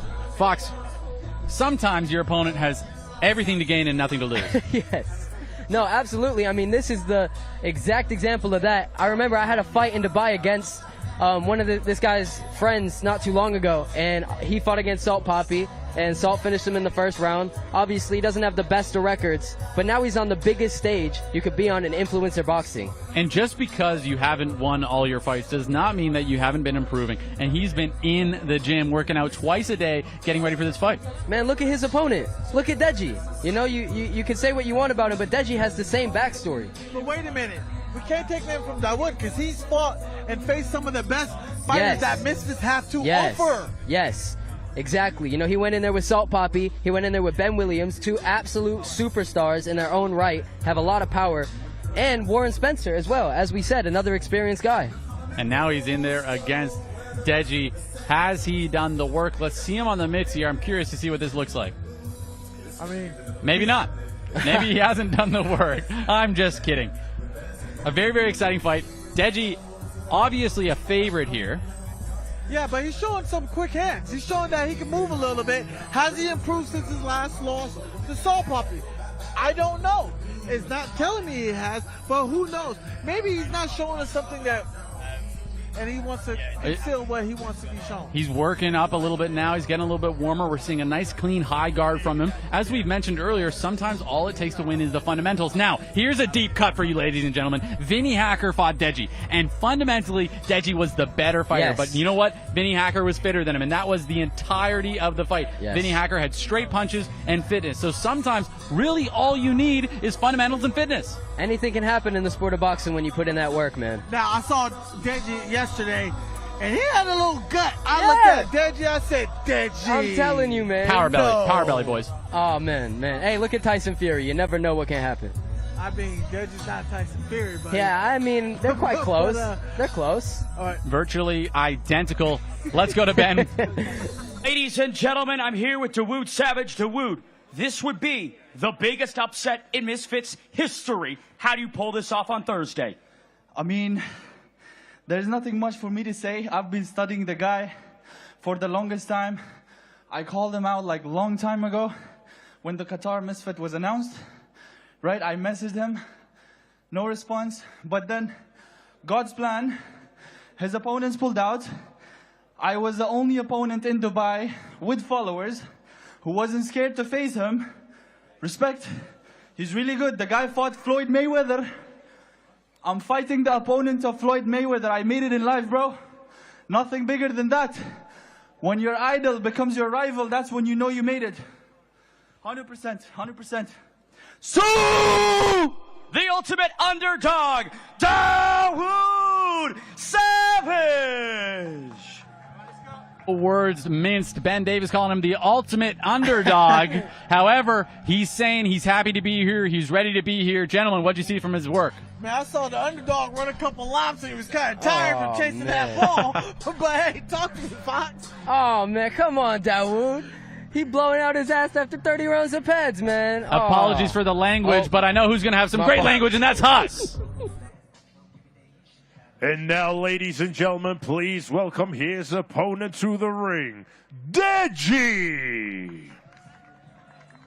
Oh, bro. Deji not even dressed yet. He's showing up to the open workout and slides.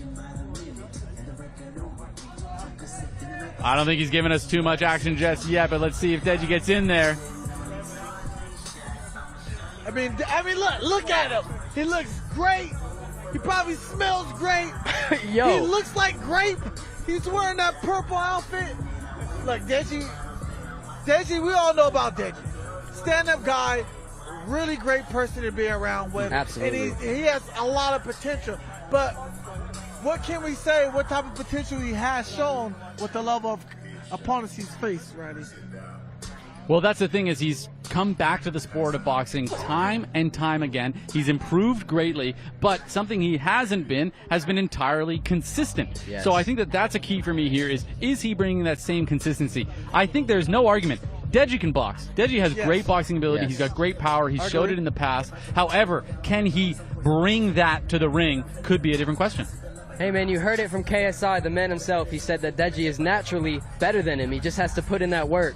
And we're going to see tomorrow night against this level of opposition, Deji should get him out of there very easily. When we say putting in that work, a lot of times people forget Deji is still young. He's still learning. Yes, he's been inconsistent, but he needs to build that confidence. But that confidence comes over time. It's not going to come overnight. It comes over time. I like what Deji's doing for himself. He's not just proving to the people, he's proving to himself. Absolutely. I mean, that's the toughest battle at the end of the day, especially when your opponent's Dawood Savage. Your toughest opponent is truly yourself. I think that, wow. Fox pulling no punches on that one. I think that 80% of this open workout might be Deji putting his shoes on. Man, they've been trying to cut these short, man. We're running out of sunlight here. So, Deji, you might as well just shadow box in your socks, man. Well, I think Deji's about to spar because he got on the pink spar gear. Oh, my God. Is this a first ever in boxing? The fight before the fight. Deji getting in to spar. Is that daily paralysis? And for a lot of people who don't know, he is sparring me. Totally joking, viewers. Totally joking. Wait, so is he going to spar in glasses or what? You going to take him off, put contacts in, or are you just going to nerd out? I hope that this isn't full-bore sparring 2 days before the fight. Is that daily? That's daily paralysis, ladies and gentlemen. You said daily paralysis or daily? How do you pronounce it? Paralysis or daily paralysis? Daily daily. I mean, look, Riley, Mama always told me, a bag don't punch back. Daily gonna punch back. Oh, absolutely. Is Deji serious about doing this? AT, I once watched you fight and then come back to the commentary desk and then fight the next weekend. So I think he'll be fine. All right? I think he can spar. Okay. I just had to make sure because I've never seen this before. And what's good is I get to see my rival daily, who I might want to beat up in the future, and see how he looks. AT, ladies and gentlemen, always looking for his next opponent. Anybody can get it. Fox is standing beside me. Yes. Yes. You gonna fight AT? Am I gonna fight AT? I'm just kidding. Man, I'll fight him now. Hey, all you viewers who's watching, y'all can get it next. Oh, I can my fight goodness. you all next. I mean, speaking of getting it next, it's good that we're getting another fight here from Deji. Whoa, hey, wait. All right, gentlemen, let's look back to the fight here. Is Deji going to be able to get his gloves on by the time Ben Davis has to ask him questions? Bro. That is, the odds on that are very, very low right Here now. he comes. Oh my God.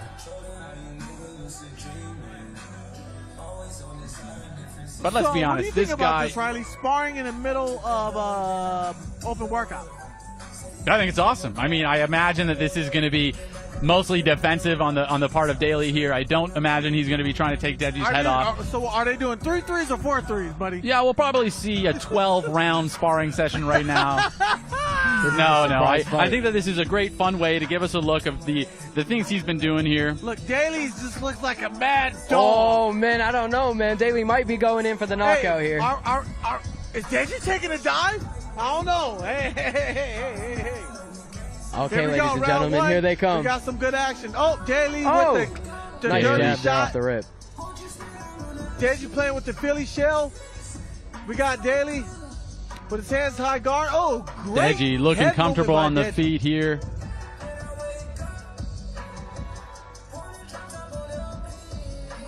I like Deji's footwork. Good triple jab, 2 to the body. Deji's always got that cross guard, dynamic head movement. Daly does look a bit slow and a little tired. I see Daly breathing very, very heavy. You would say that. Hey, one thing about Deji I gotta point out, man. Over the years, his confidence has improved so much. Just His from body comfort in the language. ring, absolutely. Yes. What I like how Deji's being confident, but more cautious too. Great head movement as well. Yeah, absolutely. What I love need his from posture. Daly, I need Daly to move his head more as his feet because he's getting caught by clean punches by Deji, and Deji's clearly winning this fight, Riley. Let's call it like it is. We're seeing great movement from Deji, a lot of comfort in the ring, and just frankly, more experience than his opponent. Even though his opponent has multiple fights, Deji also has multiple fights. That doesn't necessarily translate athletically. We've always been saying it for years now that Deji always was athletically gifted. Well, I think this is an even matchup. I think Daly's is on a similar level as Deji. I can agree, but who knows? I want to see action. I was talking about Dawood Savage here, all right? Oh, my bad. I'm not talking about Daly. I got that confused for a second too. Man, AT took that and ran with it. How much are they gonna show? I'm actually very surprised. I didn't actually expect to see any sparring here. I'm not gonna lie. Well, many firsts always coming from Deji.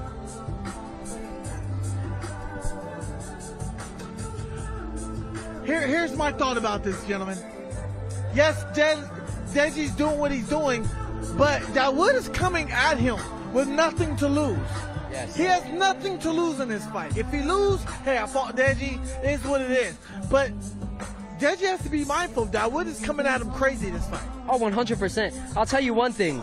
In my experience as a fighter, I had my first fight against Jay. I was the underdog, and I was comfortable because I knew that no matter the outcome. Let's hear from Ben.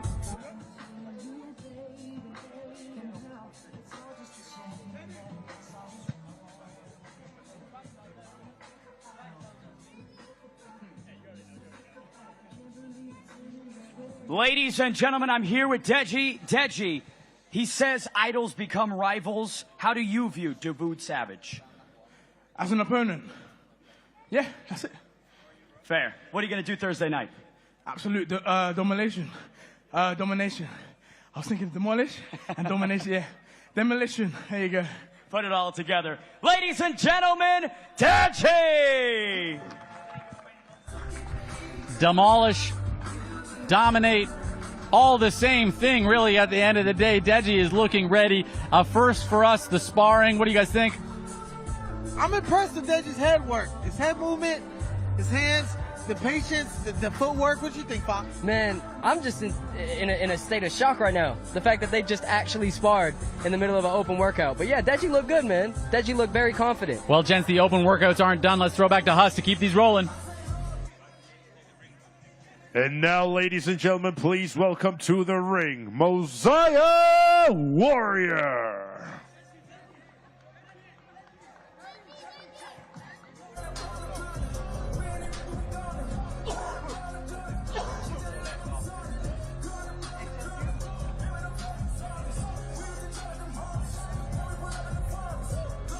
Masai Warrior, tough test for his first fight.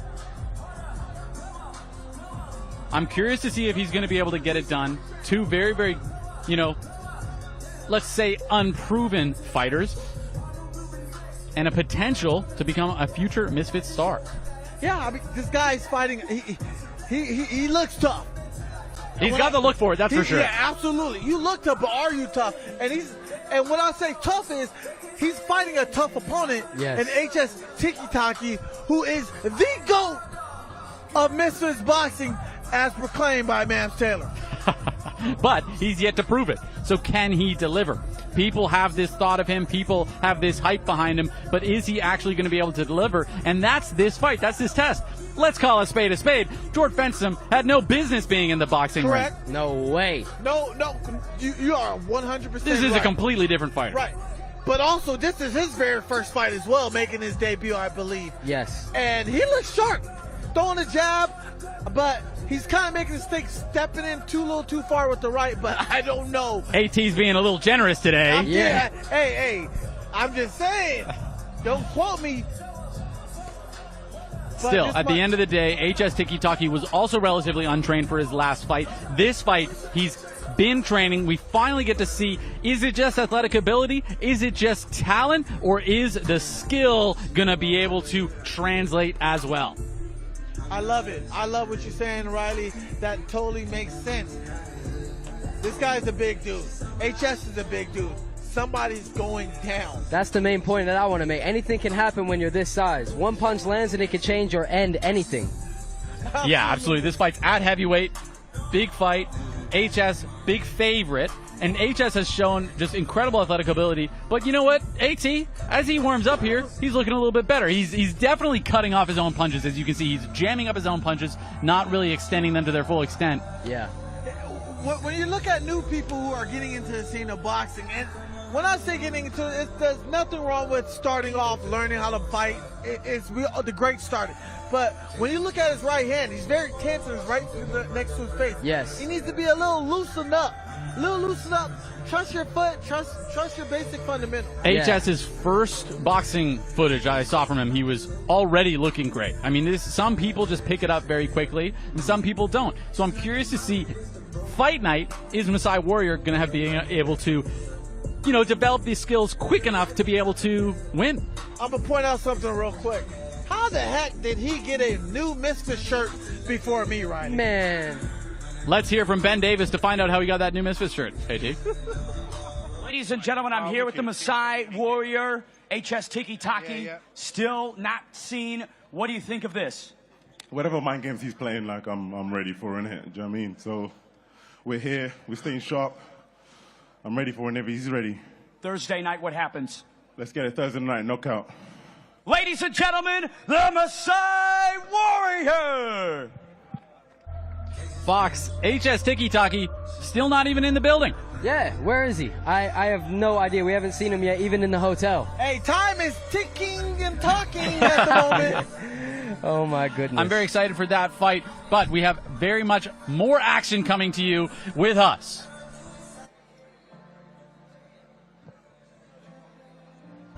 Huss, not quite ready yet, but we're ready to keep things going. Absolutely. HS Tiki Taki, he's not here. I'm very curious to see, does he just not care? Is it an attitude thing? Why isn't he taking part? Who knows? Honestly, I think it's very unprofessional not showing up for your media workouts, but we don't know what's going on. Yeah. Maybe he had a natural disaster. Maybe he's scared of the A Masai Warrior. Natural disaster. Look, HS, if you ain't gonna show up, I'm gonna show up and show out as a replacement if he doesn't show Oh, up. man. He ready to fight a heavyweight by the looks AT, of if it. you go in there against Masai Warrior, Hey, that's going to be a problem. I'm 205 pounds right No now. kidding. Hey, don't stop me, Fox. Don't stop me. All right, now. in fact, we're going to throw to Huss. Maybe AT is going to do the live workout himself. Ladies and gentlemen, and now please welcome to the ring, King Kenny.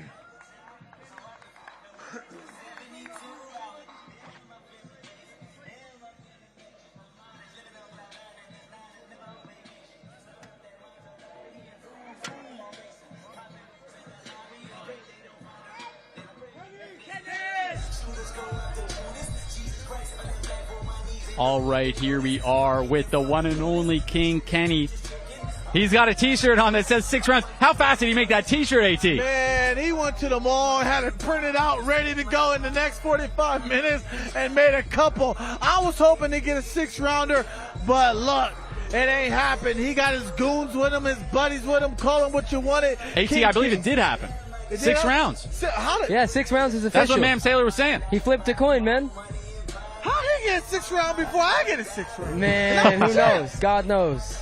Still, maybe I if think you that complain about it enough, you'll get what you which one want. is King Kenny? Because everybody's tall in there, and I don't know who's who. AT, I think it's time to study your fighters. You fought the guy. You stood directly in front of him, and you can't tell who he is. Hey, look. I just signed a contract. I knock him down like bowling balls. Hey, man, Kenny's looking sharp as always. Anybody can get it. Anybody. You can never be my first, but you can always be my next. Still, I think that when we talk about the 6 rounds, it shows just the preparation from King Kenny. This is a guy that has taken all the toughest fights, as we just said yourself, AT, but he's also had the great cardio, the great fitness, and the great preparation. Salt Papi, on the other hand, has faded in fights. He's had trouble with his cardio, so clearly the advantage goes to King Kenny for 6 rounds. Yes, I like the way King Kenny fights. He fights as a traditional boxer. He reminds me, and this fight reminds me of a more Thomas Hitman Hearns. He knows how to use the jab. He knows how to use his range. But can Kenny withhold that pressure from Salt Papi? King Kenny coming off a great win. Fox? Yes. Listen, man, I'm going to tell you one thing. I've been training with Salt Papi for a long time now. Coming up on a year and a half, I believe. Listen, this is definitely the fight that the team has wanted. You know, this is a fight that people have been looking forward to. They debuted on the same day. King Kenny is a very sharp fighter. This is indefinitely, in my opinion, Salt's toughest test. You see how sharp he is on the pads right now. And like you said, he's going to be able to go the full 6 rounds.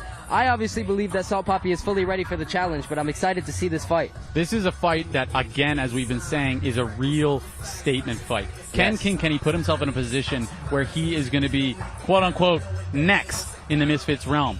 A great win coming off against Adam Brooks, being able to really reestablish himself as a star in the space, and a guy that's really just been a dog the whole time. Oh, absolutely, man. He's a real fighter for sure. Let's go to Ben to hear from the fighter himself. Ladies and gentlemen, I'm here with King Kenny. King Kenny, bit of a contract situation yesterday. How much heat does that add to this fight? Well, 6 rounds, baby. There's a reason why he didn't want to do 6 rounds. He's not conditioned for it. He tried changing it during the camp. It didn't happen. He tried it again on fight week. It's not happening. It's not even going to go the distance, but it's the principle. Is there bad blood now? Yes, he's getting it Thursday night. Tune in. Ladies and gentlemen, King Kenny!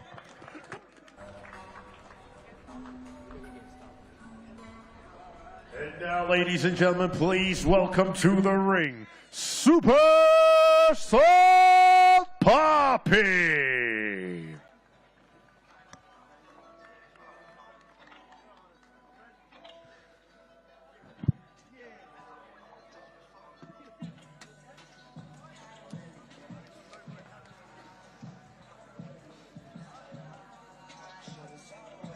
Pressure on everybody over the years. From his first debut on Showstar to now, body transformation, that is definitely what you can say. That's a hard worker, guys. Can I point something out to you boys? What stance is Salt Papi boxing in right now, Roundhouse? Orthodox. Yes. So Bit of a different voice for me there. So he went orthodox this game. Might have, might not have. Listen, he's added a lot to his game in this camp, man. That's all I'm going to say, man. Salt is a completely improved fighter on so many levels, and I'm very excited for him to show that to the world. We are getting the inside the camp scoop from Fox the G right now. Indeed. So, Fox, since you've been in camp with him, how is he coming out in the first and second and third and fourth and fifth, sixth round? Man, I'm already just going to tell you this right now. If King Kenny doesn't think that Salt can do 6 rounds, he's in for a very rude awakening. But, as I said, we have so much respect for King Kenny. At least I do personally. I think he's a great fighter. It's going to be a heck of a fight, man. It's going to be a really, really good fight. It will. I think that's what everybody knows, and it's a testament to the fact that you're saying he's obviously ready for 6 rounds because he's agreed to it. Yeah. So he's going in there on Thursday night prepared against a very challenging opponent. But as you can see, King Kenny grilling him right now. Both these guys really want this fight. This is a main event fight itself. This right here is going to have some of top prospects and even some real big-time boxers like Anthony Joshua and those guys wanting to watch this fight. Let's hear from Ben. Papi. So, Papi, he says there's bad blood now. How do you feel? There's no bad blood. No, I'm ready. I know exactly what they're gonna do. 6 rounds, I'm ready for that. I know exactly what they're gonna wear. And I probably know what music they're gonna play as well. And I'm ready. Thursday night, what happens? I'm gonna knock him out. I love it. Ladies and gentlemen, Super Salt Papi! Ladies and gentlemen, make sure to remember to buy this pay-per-view at DAZN.com/boxing. That's DAZN.com/boxing. But that's not all that's going to be on DAZN, because we're talking about the home of boxing here. Let's check out everything else to come. Hello, people. Me again. Fight Week on DAZN is non-stop action. Access all areas of the biggest fights. That's fantastic. From grand arrivals and weigh-ins. I'm not here around, I'm here for war. To open workouts and pandemonium at the presses. We're gonna be so much pain. All analysed by the biggest names in boxing. I'll end this. Get him out of boxing. It's over. That and so much more, even before the bell rings.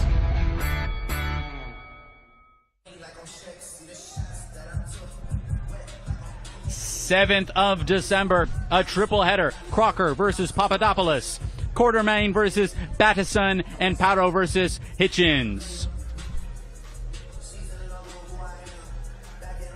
As well, reignited Usyk versus Fury 2, Saturday, December 21st.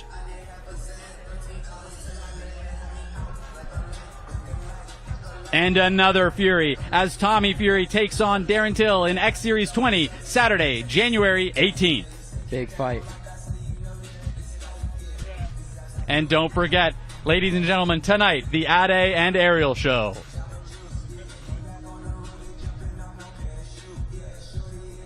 Ladies and gentlemen, Gib versus Slim, the main event, the pay-per-view. I am absolutely buzzing for this fight. I feel like we've all been waiting for this forever. I've been waiting for this since the day they came into the scene. Slim, Gib, KSI, they're going at it. It's going to be a crazy fight, y'all. Slim, an undefeated fighter. Talk to me about the mentality with that. Oh, man, once you're undefeated, there's nothing you want more than to defend that O. He's not going to let anything come in the way of that, but he's got a pressure fighter in Gib coming off of the loss against Jake. He has been unbelievable for the past couple of years. Let's throw to Huss to see from the fighters themselves. And now, ladies and gentlemen, please welcome to the ring, Slim, the Hitman Albaher.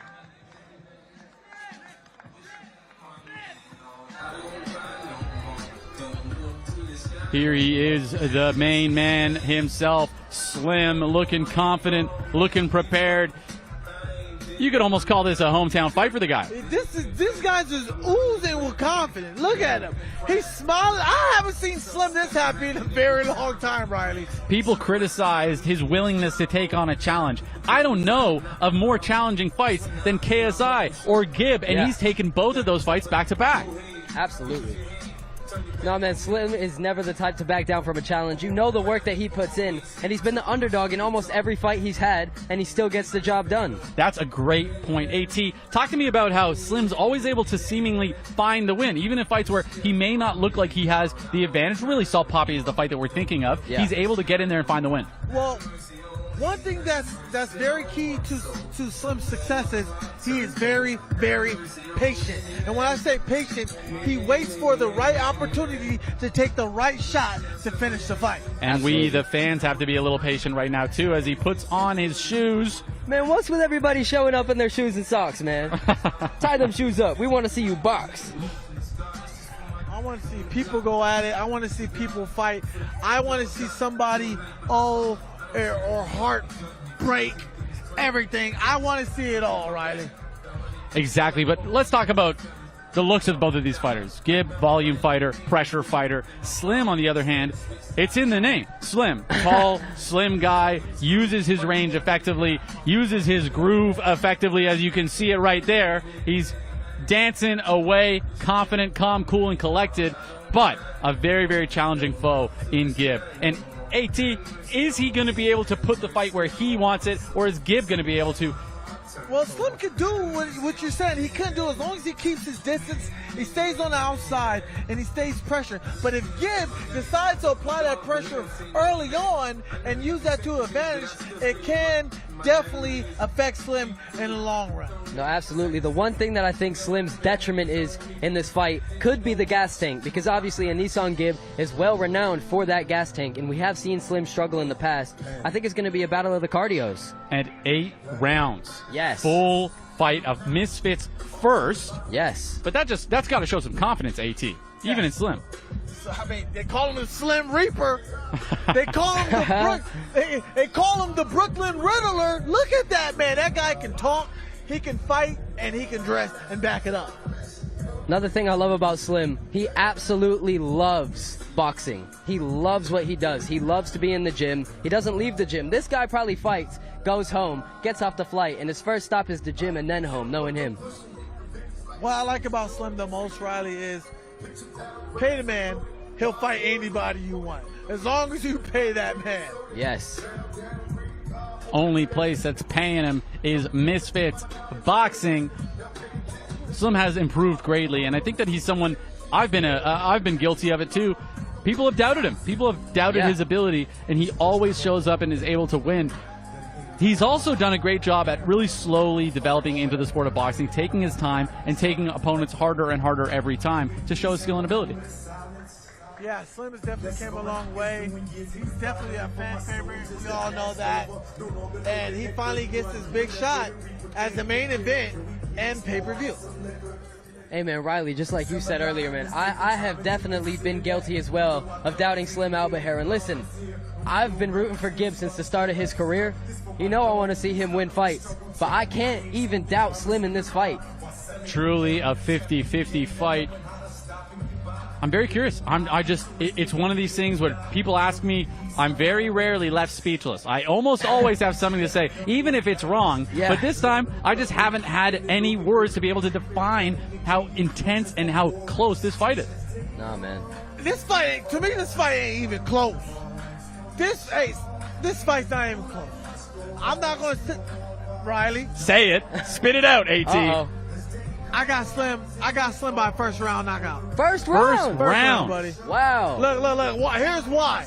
And I'm praying to the gods. I need Slim to win. I need Salt Papi to win. I need Salt Papi to beat Slim. And I need that rematch with Salt in the Philippines. And we got this whole fantasy land all set we up. call this wishful thinking from AT here. Not necessarily that he knows who's going to win, but he knows who he wants to win. Here we see Slim taking on the pads. He looks sharp. Slim is looking quick, guys.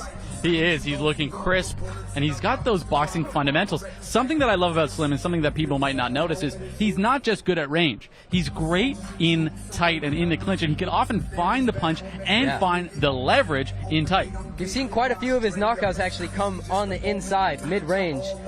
Slim, for a tall fighter, for a long, lanky fighter, he really can fight on the inside, and I think that that's going to be the detriment for Gib. And Fox, you know this, you're often taller than a lot of your opponents. Yeah. When you're the taller fighter, and they have to do all this work to get through your range, and then you're still dangerous in close, where can they operate? Nowhere. That's exactly what I'm saying, and that's why I think Slim is so confident in this fight. That's how I feel in my fights as well, because I know I can keep you at range, but if you come on the inside, you can still get caught. I stress it, and I'm going to tell you guys, the viewers out there, I stress it. Basic fundamentals. Look at Slim. He's throwing a basic jab. You see how he keeps his right hand up? Yep. When he throws his hooks and his left jabs and stuff, he keeps that basic fundamentals. When you have those basic fundamentals, it gets you out of trouble, and it puts you in a great position to take advantage of your opponent's flaws. Absolutely. I mean, you know the pedigree that Slim is training with as well. Andre Rose, he is no joke of a coach. You see Slim post all the time, getting cussed out in the gym, abused in the gym. All going to pay off on Thursday night. Let's hear from Ben Davis. Ladies and gentlemen, I'm here with the champ, Slim, the hitman, Albaher. Slim, talk to me about this heat, the bad blood, the rivalry, this grudge match. Man, it's been 5 years. He's been avoiding me for 5 years, and now it's finally happened, bro. This guy has such a big ego. He's so disrespectful to everybody around him. But I'm gonna give him humble pie on Thursday night. I can't wait.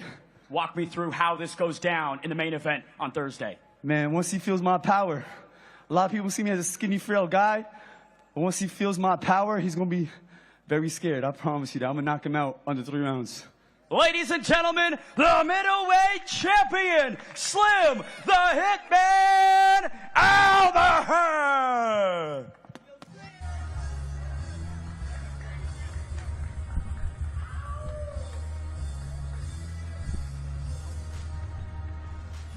Tonight, the Ade and Ariel, the boxing show. You can tune into that later tonight at 10 p.m. UK, 5 p.m. Eastern.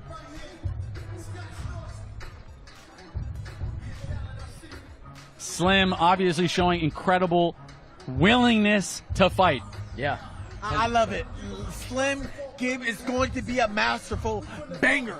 This, you can put this in the archive of probably going down as one of the greatest fights of all time on Misfits, besides Dean and Waleed. That's number one, easily, with that great knockout by Dean. But this fight might top that fight as the greatest Misfits fight of all time. This is genuine bad blood. This is some of the most bad blood.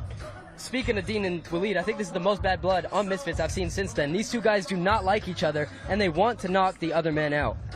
Absolutely. Slim has shown he has the ability, but Gib has also shown that he has the ability. So I'm very curious to see who is going to be able to enact their will early on in the fight.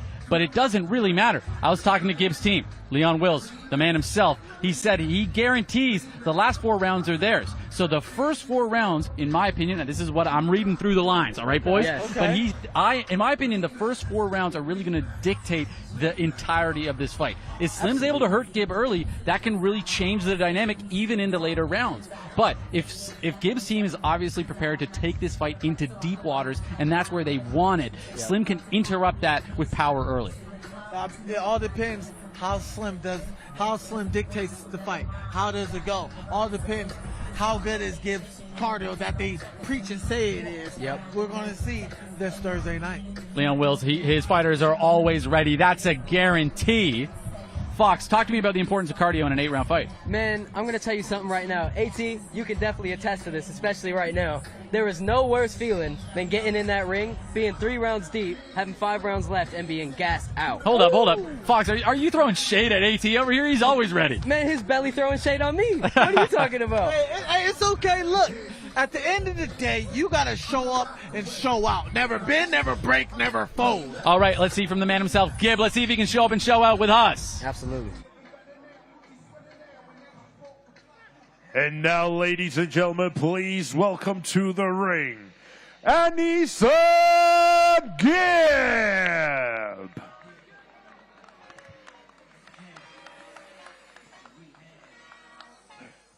What's going on, gentlemen?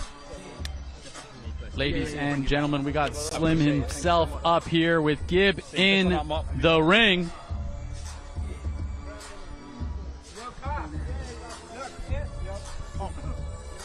Slim, I've got a gut feeling you might be a little bit biased watching this open workout, but what are you seeing? I'm honest. I'm an honest man, you know. But I'm just watching him. I guess he's just warming up right now. But I don't care, man. I don't think every fight he had, he barely improved to me, in my opinion, honestly. Slim, you looked very tight and crisp and technical in your own open workout a second ago. Talk to me about some of the gaps you're potentially looking for in his boxing to be able to expose. I don't know. I just don't think his boxing skill is all that, man. I think he's maybe he might be a little strong. That's probably his best physical advantage, like his physical ability, you know, like his body and how physical in shape he is. But I felt like I dealt with that everywhere. You know, even when I trained in sparring, I always fought bigger guys than me. So I'm used to fighting a bigger, stronger man. I really don't see anything much that he could do better than me. I often remember about your face Temper fight.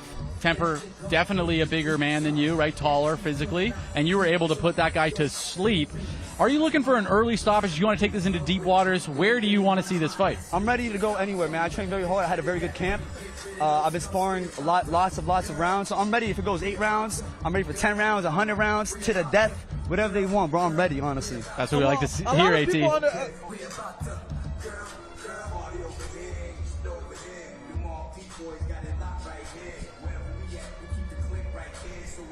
Gib skipping, getting ready here. I wonder if we're going to see him put the mitts on.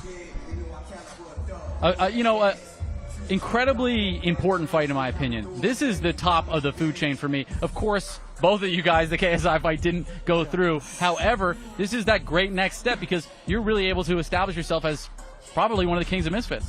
Yeah, definitely. It's a very big fight. Gib, he worked his way up. I got to respect it. He beat everybody in his way. I beat everybody in my way. And we're both risking a lot on Thursday night. That's the thing. It's high risk, high reward. I mean, that's something that both of you guys have been able to say to each other is both of you guys have established yourself through fighting through the game. AT, talk to me about what it's like to build yourself up as a fighter and be able to fight at the highest level. Well, definitely grinding it out, taking those tough challenges, taking those tough fights. And what I like about Slim is he overcomes the negativity that's on social media. Yeah, he has a smaller frame, but he has that knockout power in both hands. And that's what people are doing. They're underestimating Slim, and that's their problem. Now, Gibbs' team has talked about wanting to take this fight into deep water. I'm standing beside Slim right now. He's not even breathing heavy. He did his open workout, looking fine. Talk to me about the preparation. Hey, bro, I was sparring many rounds. I was doing 12-round spars, and I still felt fresh right after. I was sparring different guys every round, So, I feel the shape, I'm in impeccable shape. You were in the Shark Tank for 12 rounds. Yeah, 100%. 12 rounds. A lot. I was doing 12-round spars. Uncle Dre was taking it hard on me, I was taking it serious. He's a world champion level trainer, and I was having world champion level work, So I was working very hard. I did what I had to do, and my shape, I'm in peak condition. I have no excuses. That's great to hear. He says no excuses, so we're getting the best out of both of these fighters. Gib doing a nice little warm-up here. Talk to me about what you're seeing here. Obviously, he's doing his push-ups, getting prepped. Gib was looking absolutely ripped so far this week. He's obviously prepared as well. Do you think that's a testament to yourself as a fighter that he's coming in so prepared? I respect it. He works hard. He's not the most skilled guy in the tank, in the Shark Tank, but he's a guy that works hard. And when you work hard, you could beat guys who are more skilled than you. But the thing is, I'm more skilled than him, and I do work hard. So sometimes working hard don't get you far in life, and he's going to learn that Thursday night. No stone unturned for Slim here. I'm very excited. AT, talk to me about this. Obviously, both of these guys, slightly different physiques. You've been a shorter fighter before. What is Gib going to have to be looking for against Slim, who's the taller fighter?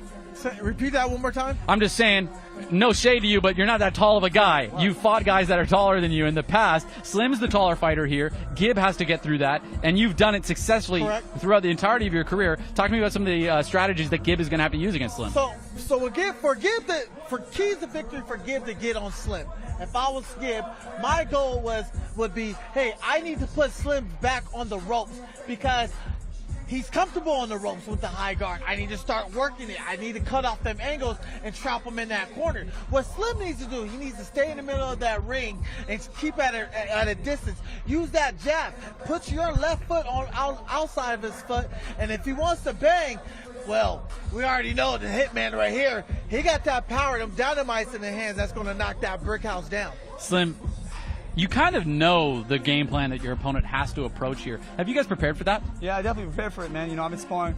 Like I said, I sparred a few world champions in my camp. I sparred Danny Jacobs. My main Danny Jacobs? I just called him out earlier. Yeah. One of my main sparring partners is Saddam Ali, too, former world champion. I'm in the ring with him. I did over 300 rounds with him, So, I'm very experienced with a high-level guy, So, I have the experience. I'm very comfortable in my skill set now. Before I'm learning on the job, But now I'm very comfortable with what I can do in the boxing ring. Now, obviously, at range, you're going to have the advantage. There's really no question about that at all. But in tight, you've had a lot of your knockouts. You're able to develop a lot of leverage even without a lot of range.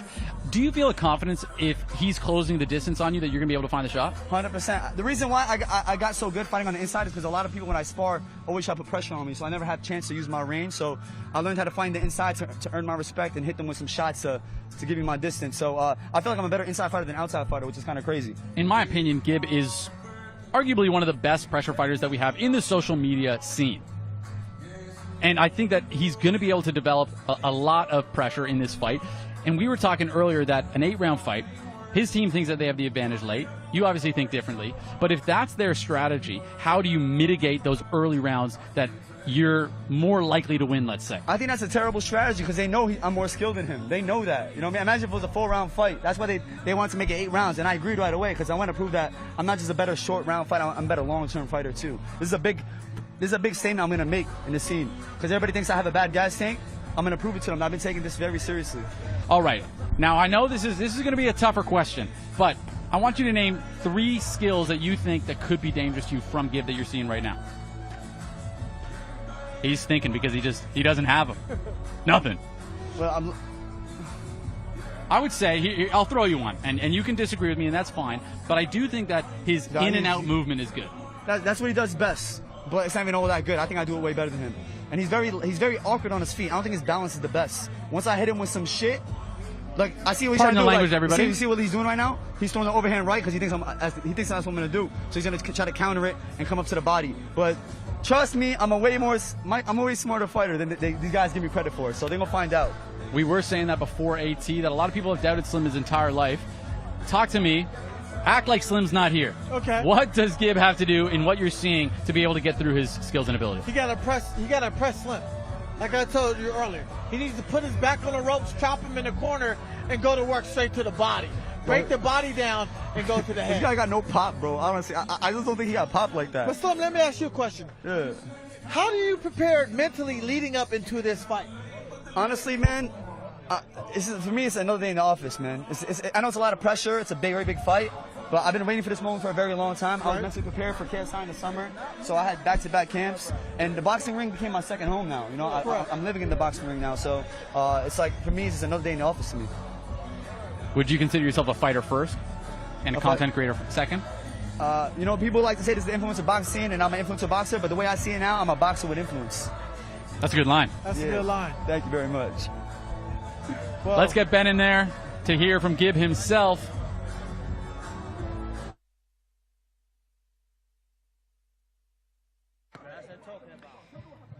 Ladies and gentlemen, I'm here with Gib. Gib, looking sharp. Thursday night main event. Talk to me about this.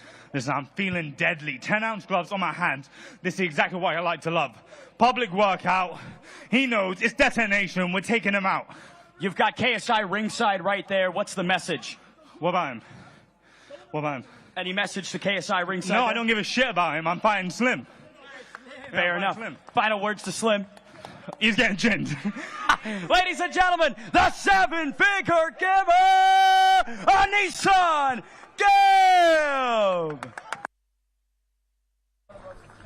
Ladies and gentlemen, the Ade and Ariel show. That is live tonight, where they talk everything there is to talk about boxing. Hey everyone, I'm Ariel. And I'm Ade. Introducing the Ariel and Ade Boxing Show. All the headlines and hard-hitting debate from the world of boxing. And we've got special guests every single week. So if you love boxing, you'll love this program. Every Tuesday, live on DAZN. AT. I mean, Slim was very, very confident. It's really difficult to navigate sometimes talking about a fighter's opponent while he's right beside you because obviously the confidence is oozing out of Slim. I can't wait to hopefully grab a word with Gib himself because he looks pretty prepared in there as well. Yeah, Gib was pumped. Slim is pumped. We got two egos about to clash, but one ego has to get deflated, and I just hope the best man wins. That's all. I think that there's no question that the best man will win because these two are going to fight. KSI in the arena right now, talking, getting ready. Very, very adamant from Leon Wills. I mean, but that's his trainer. That's his coach. Leon Wills, a man of integrity himself, and he's always ready to go. But this just shows how invested KSI, the man behind all of this, is in a fight like this. And when we see that he's invested in it, I'm invested in it. Yeah, I love it when a coach comes to bat for me or his fighters. That just tells you the confidence builds in me. If my coach is confident and he's talking trash and he's defending me, that's going to make me want to have a little confidence and build me up slowly from scratch. It's a very, very challenging fight for me to pick. I'm razor close on it, but I gotta say Slim's confidence is selling me a little bit here. Yes. I've always vouched for Gib. I've always thought he was going to win every single fight, but the confidence is very, very, almost you could say, intoxicating from Slim and his team. Yeah, very true. Very true. I just wish things were handled a little differently, but this is the fight game. Now everybody's feelings is going to get hurt, whether you like it or not. Yes, and the thing that people don't realize is fighters are often very emotional people, right? Yes. And they fight with that emotion, and they bring that to the ring, and they're always ready to go. But Gib, is he going to be able to harness that emotion? I mean, he's always had so much passion, so much drive in the game. We can see it in his physical transformation, but also his skill transformation. Now, I think that this is one of the toughest fights that we're going to see from him coming in to Misfits, the home of influencer boxing. There's no question about it. And if he's able to finally conquer this, I think that that'll really establish himself. Yeah. If Gib goes in there and knocks out Slim, not only does he and he's got 8 rounds to do it. And not only does he becomes the champion, he becomes a bona fide superstar. And when I say bona fide superstar, if Gabe wins this fight, by all means, he deserves a KSI fight. Ladies and gentlemen, you can buy now at DAZN.com/boxing. That's DAZN.com/boxing. But there's much more to come. Check out Usyk versus Fury 2. Live on DAZN worldwide, Usyk versus Fury 2, December 21st. The first fight had it all. Now, the rematch. In the most anticipated showdown of the year. 2 opposing mindsets. 2 corners set to reignite. For redemption. For greatness. For legacy. 2 of the best on the planet will collide. Only one will end the year heavyweight champion of the world. Get closer to the action. Closer to Fight Night on the global home of boxing. Live on DAZN worldwide. Usyk versus Fury 2, December 21st. Buy now at DAZN.com/boxing. Ladies and gentlemen, I am here with Gib. Gib, you just did your open workout. It doesn't even look like you. It looks like you did a stretching routine. You look so fit. No, they kicked me out of the ring. I wish I could stay in there more. I love to train. This is what I like to do. Talk to me about the boxing preparation. Stuff, I love it, man. I love it. This is what I do. I've dedicated my life to this. So to be out there training, they're kicking me out early. Pissed. 'Cause I can't wait to put my hands on this guy. I can't wait. That's what I was going to say. Hopefully you can harness some of that negative energy. Yeah. AT, talk to me about what you're seeing. Well, what I like about Gib is he's keeping everything tight. And what he's doing good is he's breathing in between punches, was conserving a lot of that energy, and he's doing a phenomenal job. AT, Gib, talk to me about some of your strategy here, your game plan. Your coach was saying you want to take this into deep waters. That's where you think you have the advantage. How do you see this fight playing out early and then, of course, later? We're just going to expose him as the bad boxer he is. That is the plan. So his strengths, we're going to exploit that. His weaknesses, we're going to exploit that. And eventually, you're going to see the Misfits champ crumble. Well, I love it. The promotion's against me. It's me versus everyone, and I'm going to take him out. I'm not against you, brother, but I'm very excited to see this fight. Slim is incredibly confident, but you have absolutely equal confidence. Where does that confidence come from? Is it in preparation? Is it in your team? Or is it in your skills? From being around him, I know him now, is fake confidence. It's an acted confidence. It's something that he puts on in front of the cameras. So when we're fighting and I'm breaking him down, watch the man that you'll see in front of him. Talk to me about your own confidence. You'll see him weak. The confidence doesn't come from anything but just the work that I put in. I know how dedicated that I've been, and it comes from my original story. So that's where my confidence comes from. Do you see this as a chapter in that story? A chapter of me taking out Misfits, yes. I love it. I think it's going to be interesting because he says he wants to take out Misfits, but he might see himself as the face and build it up even more, which I think would be amazing to see. I'd be absolutely adamant to see that. AT, how are you feeling this energy coming from Gib right now? I love the energy. I love the fact that, like I said earlier, if he goes out there and he knocks out Slim, not only does he becomes champion, he becomes, like I say, a bona fide superstar. Line that KSI fight up next, and that's what I want to see next. This guy is oozing with confidence. Hey, look, like I said earlier, when your coach is oozing with confidence, that's going to give me the confidence because I know I got my team and coach backing up. He looks great.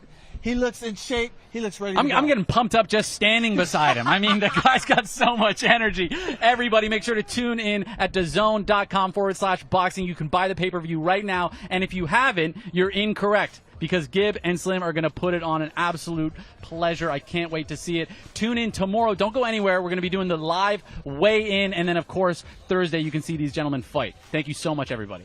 Perfect. And now, ladies and gentlemen, brought to you live on the Zone X Series.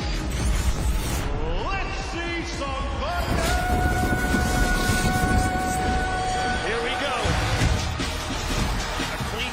and it could be lights out. It's the real deal. Hey, he looks like a pro boxer. 1, 2, 3. Light him up. Your winner and the new champion.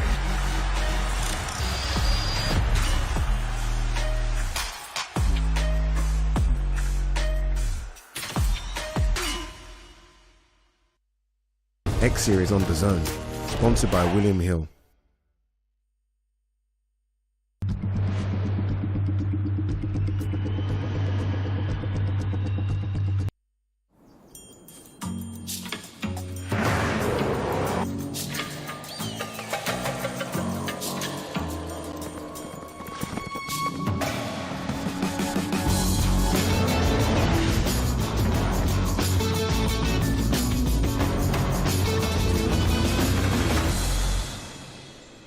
You found it then? Of course I did. Good boy. This is why I bought the farm. This was always my escape. Even when I was playing football and I was in trouble and stuff. It's my therapy. Get back to work. I'm back. There's 20 people here. We're all crash bang wallop. See these? You're not wearing any PPE. Oh, watch out. That will be the biggest nightmare we've ever done. Deep breath. Brand new Vinnie Jones in the Country. Available to stream only on Discovery Plus. X Series on Dazn, sponsored by William Hill.